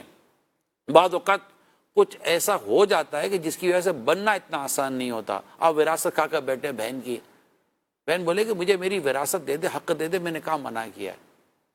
تو اگر آپ حق تلفی کر کے بیٹھے ہوئے ایسی، تو وہ دنیا اور آخرت کے لیے پھر اس کے لیے جو پریشانی ہے اس کے لیے تیار ہیں. تو یہ چیزیں ہیں کہ آپس میں اپنے ریلیشن شپ کو اسٹیبلش کریں، ایک دوسرے سے رابطہ کریں. یعنی کہ ایک بھائی اپنے دوستوں سے روز ملتا ہے، بھائی بھائی سے نہیں ملتا. آپ اپنے واٹس ایپ چیک کر لیں کہ آپ کا اپنے سگے بھائی سے یا سگی بہن سے کتنا رابطہ ہے، بہن کا بھائی سے کتنا رابطہ ہے، بھائی کا بھائی سے کتنا رابطہ ہے، اور آپ کا آپ کے بزنس کولیگ سے، اپنے دوستوں سے، اپنے کلاس فیلو سے، اپنے دیگر جان پہچان والوں سے کتنا وقت ہے. ایک ہفتہ یا 10 دن گزر جاتے ہوں گے، آپ کا آپ کے بھائیوں سے رابطہ نہیں ہوتا ہوگا. یہ بھائیوں کا ٹاپک ہے، تو میں کہا چلیں یہ بھی میں ٹاپک آپ تک ساتھ شیئر کر لوں. لہٰذا یہ خونی رشتے ہیں اور اس میں جدائی اچھی نہیں ہے. ان میں اگر کوئی ناراضی ایسی ہو چکی ہے تو اس کو بیٹھ کر دور کریں اور آپس سے ملیں. بڑا چھوٹے کے پاس چلا جائے، یہی بھی اس کا بڑا پن ہے. چھوٹا بڑے کے پاس چلا جائے، رائٹ بنتا ہے اس کا کہ بھائی ٹھیک ہے میں چھوٹا ہوں، میں آپ کے پاس آیا ہوں. تو انشاءاللہ تعالی اس سے آپس کی جو محبتیں ہیں ان کو قائم رکھنا. اور صلہ رحمی ہے. یہ صلہ رحمی ادلا بدلا کا نام نہیں ہے. صلہ رحمی یہ ہے کہ جو تجھ پہ ظلم کرے اسے معاف کر، جو تجھ سے توڑے اسے جوڑ، اور جو تجھے محروم کرے اسے عطا کر. اس میں صلہ رحمی چھپی ہوئی ہے. تو آپ اور ہم صلہ رحمی کی طرف جائیں کہ صلہ رحمی سے بری موت دور ہوتی ہے، عمر میں برکت ہوتی ہے، اور رزق میں برکت دیتا ہے اللہ پاک. کیا بات. یہ صلہ رحمی ہے. بندہ بھائی بہنوں کے ساتھ صلہ رحمی نہیں کرے گا، ماں باپ کے ساتھ نہیں کرے تو کس کے ساتھ کرے گا؟ بھائی آپ میں سے آج دیکھیں بے برکتی کا رونا کون نہیں رو رہا؟ اللہ ماشاء اللہ برکت نہیں ہے. برکت آپس کی محبتوں میں چھپی ہوئی تھی. محبتوں کے رشتے ٹوٹنے سے برکتیں ٹوٹ چکی ہیں. محبتوں کے رشتے اور صلہ رحمی کے رشتوں کو استوار کریں، قائم کریں، ان کو مضبوط کریں. میرے رب نے چاہا تو برکت اس طرح آپ کے گھر پہ برسے گی کہ آپ انشاءاللہ تعالی مدینہ ہو جائے گا. اللہ پاک کرے گا. تو آپ کوشش تو کریں، فون اٹھائیں اور دوستی کریں اپنے بھائی بہنوں کے ساتھ. اور روزانہ کی بنیاد پر یا آئے دن کچھ نہ کچھ سلام اور اس طرح کا کوئی پیغام اور میرے لائق کوئی کام، اب اس طرح کچھ کرتے رہے تو انشاءاللہ تعالی آپس کی محبتیں پیدا ہوں گی. اور یہ بہت ضروری ہے. اچھا اس میں ایک چیز میں چاہوں گا کہ اگر آپ اس کو ایڈریس کریں نوجوانوں کو، جیسے ہمارے جو بڑے ہیں انہوں نے کس طرح اپنے خاندان کو جوڑ کے رکھا، چاہے اختلافات کہاں نہیں ہوتے، لیکن ہم دیکھتے ہیں کہ ہمارے جو بڑے تھے یا اس وقت جو بڑے ہیں تو وہ کتنے ہی اختلافات ہو جاتے تھے یا ہو جاتے ہیں، لیکن اینڈ میں جا کر وہ صلح ہی کی طرف جاتے ہیں. کوئی بڑا ہوتا ہے استاد مدنی جو سب کو ملا رہا ہوتا ہے. جی آپ دیکھیں گے ہمارے گھروں میں، آپ خاندان کی آپ ہسٹری دیکھ لیں، بیوٹی ہے ہمارے کلچر کوئی ایک بڑا ہوتا ہے جو ملا رہا. اچھا اسی ایک بڑے کی وجہ سے سب جدا ہو رہے ہوتے ہیں اور اسی ایک بڑے کی وجہ سے سب مل بھی رہے ہوتے ہیں. صحیح. یعنی کوئی ایک بڑا ہوتا ہے جس نے جدائی کی بنیادیں ڈالی ہوتی ہیں اور ایک بڑا ہوتا ہے جس نے سب کو ملاپ کی بنیادیں ڈالی ہوتی ہیں. اب جو اپنے حصے کا کام کر کے دنیا سے گیا سمجھ رہی، اس لیے ہمیشہ ملانے والی بات کرنی چاہیے کہ جو ملائے گا وہ اللہ کی رضا پائے گا، شریعت و دین کا جو بھی تقاضے اس کے مطابق. تو اللہ کرے کہ ہم یہ ملانے والے بن جائیں. جی اگلا سوال، حضرت عثمان غنی رضی اللہ تعالیٰ دھیمے مزاج والے تھے، حلم تھا آپ کا. تو آج کل تو دھیمے مزاج والے کو لوگ گھاسی نہیں ڈالتے، وہ کہہ رہے ہیں کچھ سمجھتے نہیں. تو کیا سمجھنا چاہتے ہیں آپ؟ کچھ تو سمجھے نا، میری کوئی ویلیو ہونی چاہیے. میں دھیمے مزاج میں میرے نہ گھر میں بنے گی نہ میرے دوستوں میں، سب میری، نہ میرا کوئی نوٹس لے گا، کوئی بھی نہیں لے گا میری نہ بات میری کی کوئی اہمیت سنے گا. مجھے ایسا لگتا ہے کہ دھیمے مزاج کا، نرم مزاج کا اور خوش مزاج شخص گھر میں، دوستوں میں، ہر جگہ ہر دل عزیز ہوتا ہے. اچھا اس میں ایڈ کیجئے گا آپ کہ دھیمے مزاج سے بعض اوقات شاید یہ غلط فہمی لیتے ہیں کہ وہ ڈیسیژن میکر نہیں ہے.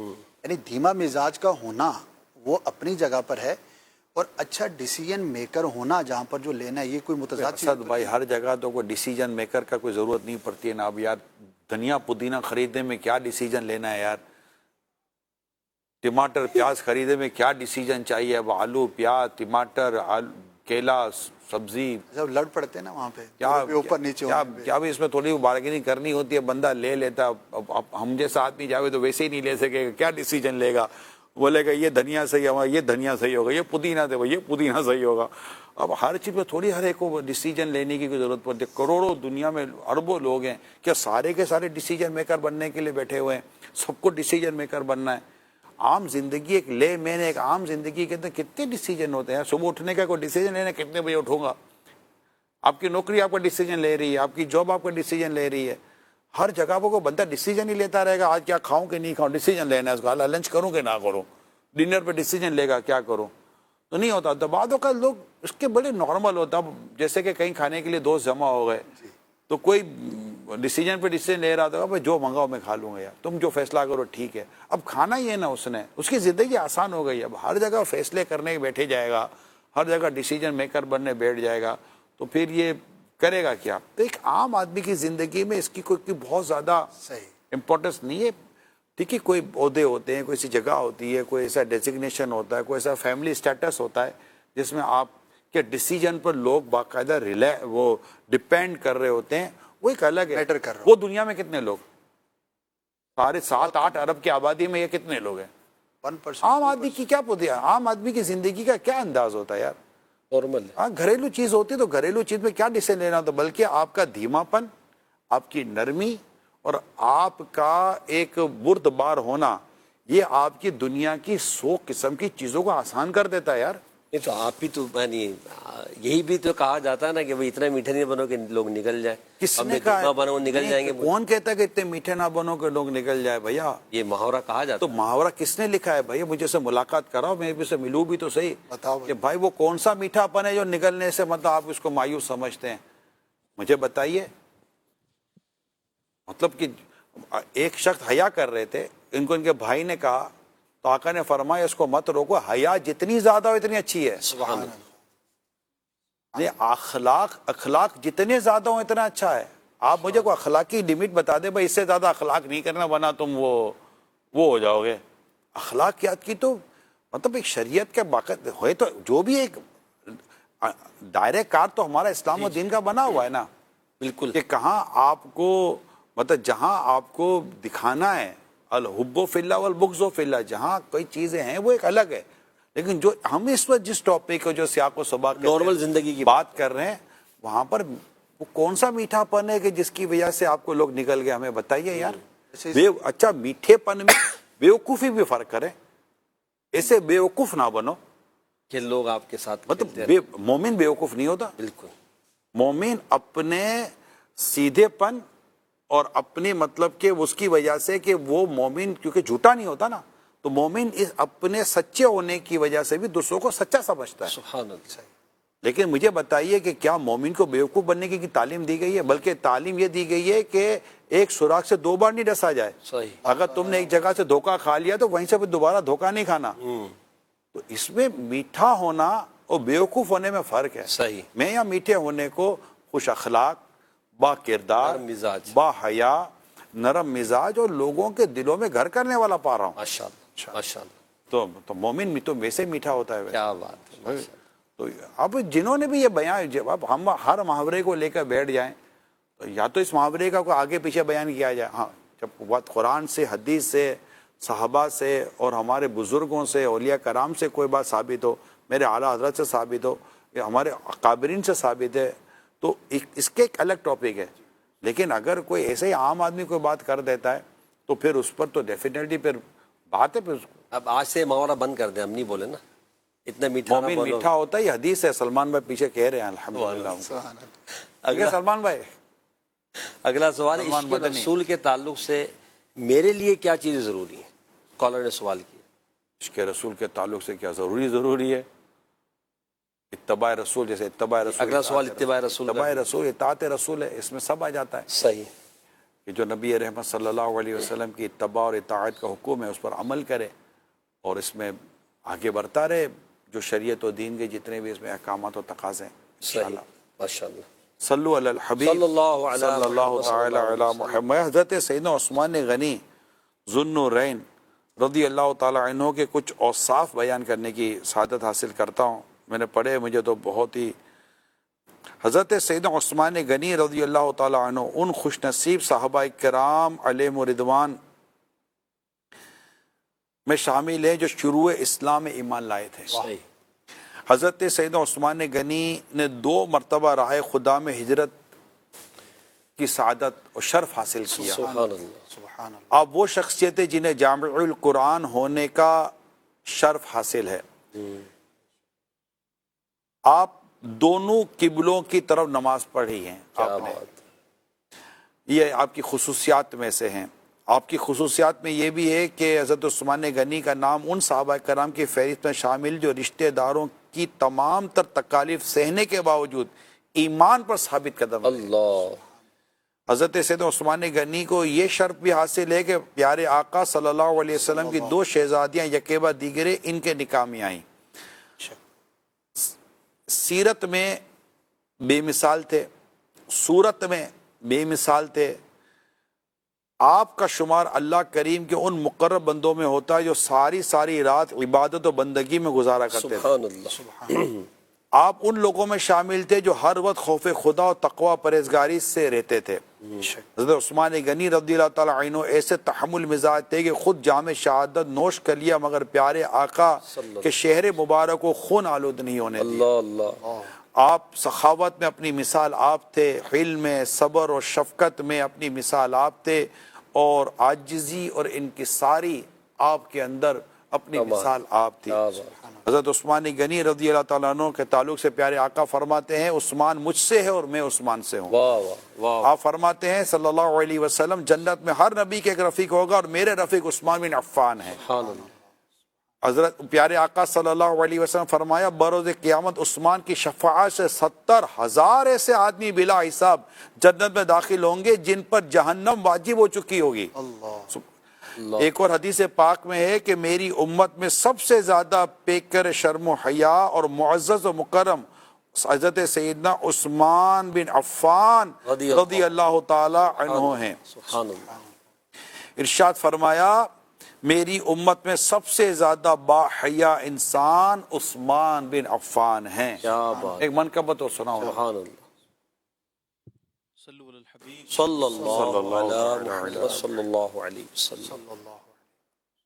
اللہ سے کیا پیار ہے عثمان غنی کا. اللہ سے کیا پیار ہے عثمان غنی کا اللہ سے کیا پیار ہے عثمان غنی کا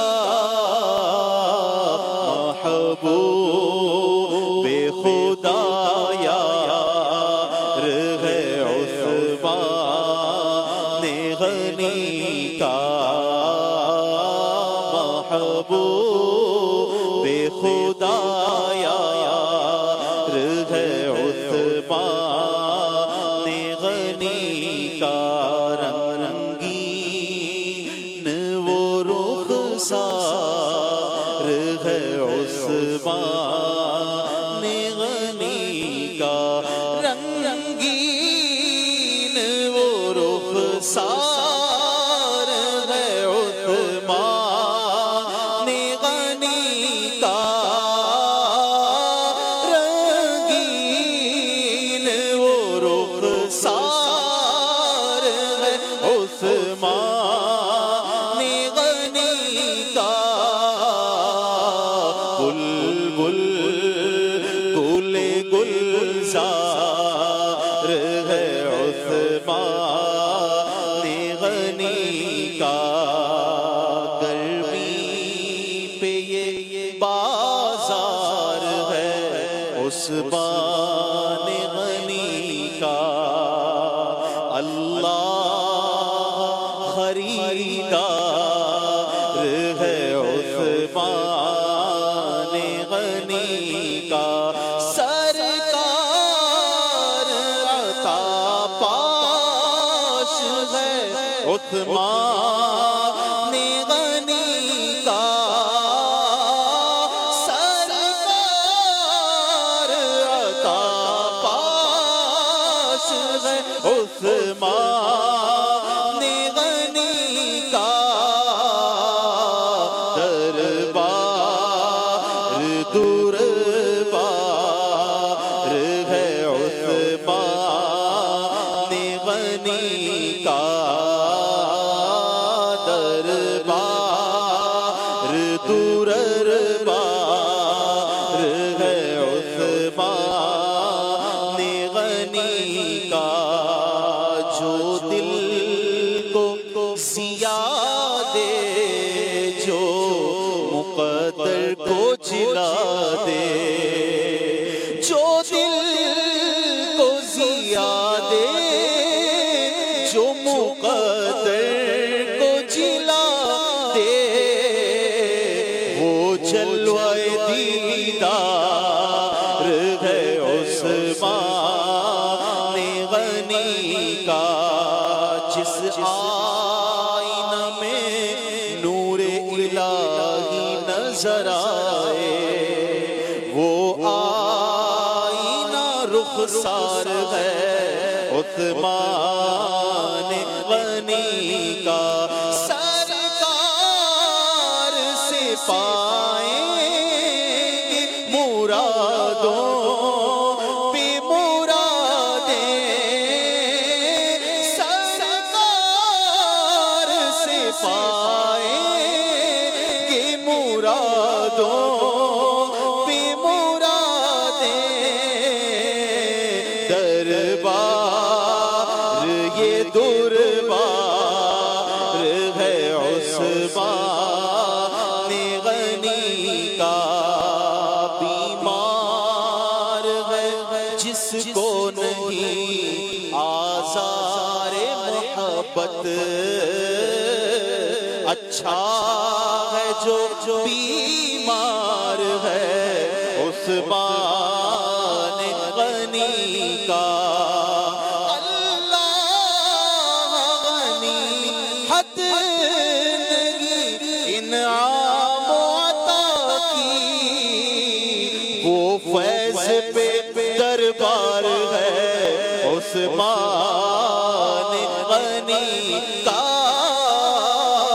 وہ فیض پہ دربار ہے عثمان غنی کا رک جائیں میرے کام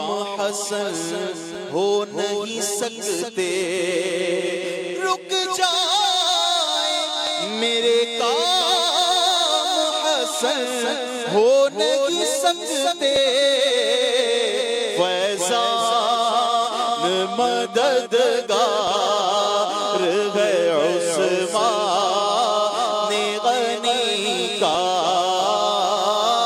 فیضان مددگار ہے عثمان غنی کا فیضان مددگار ہے عثمان غنی کا۔ ماشاء اللہ میرے پیارے اسلامی بھائیوں، یہ اس طرح جو پروگرام کیے جاتے ہیں ان میں کئی نیتیں بنتی ہیں۔ ایک تو ان کی برکتیں لینا جن کا ذکر کرتے ہیں، دوسرا یہ کہ ان کی سیرت ایک بار پھر ہمارے سامنے بیان ہوتی ہے، ہمیں پڑھنے کا موقع ملتا ہے اور ہمیں سیکھنے اور سمجھنے کا موقع ملتا ہے، اپنے آپ کو سنوارنے کا موقع ملتا ہے، اپنے آپ کو چیک کرنے کا موقع ملتا ہے، اپنا محاسبہ کرنے کا موقع ملتا ہے، سیلف اکاؤنٹیبلٹی نصیب ہوتی ہے کہ ہم دیکھیں کہ ہم کہاں ہیں اور ان کی سیرت پر ہم کیسے عمل کریں اور کس طرح ہم اپنی زندگی کو، دنیا کو اور آخرت کو ان کی سیرت پر عمل کر کے بہتر بنا سکتے ہیں، ہمارے گھر، ہمارے آس پاس کا ماحول ہم بہتر بنا سکتے ہیں۔ اس میں سے چند چیزیں حضرت سیدنا عثمان غنی رضی اللہ تعالیٰ عنہ کی سیرت سے ہم نے کچھ عرض کرنے کی، بیان کرنے کی کوشش کی۔ جو غلطیاں ہوئی ہیں اللہ معاف فرمائے، اور جو اچھی باتیں ہوئی اللہ قبول کرے۔ سیدنا عثمان غنی رضی اللہ تعالیٰ عنہ کے فیضان سے اللہ کریم آپ کو اور ہم سب کو مالا مال کرے۔ اجازت دیجیے، صلو علی الحبیب صلی اللہ تعالی علی محمد صلی اللہ علیہ وسلم۔ مرتبہ عثمان ذوالنورین، دست مصطفیٰ عثمان ذوالنورین کا، عثمان ذوالنورین کا۔ یہ کہا جاتا ہے نیک آدمیوں کی تو اللہ کو ضرورت ہوتی ہے، یہ کفر ہے، یا اللہ تو اس کی جوانی پر رحم نہیں آیا، یہ کفر ہے۔ کفریہ کلمات کے بارے میں سوال جواب، یہ کتاب سب کو پڑھنی چاہیے، مکتبۃ المدینہ کی۔ شروع کے پیج پڑھ لیں گے نا تو اللہ پاک نے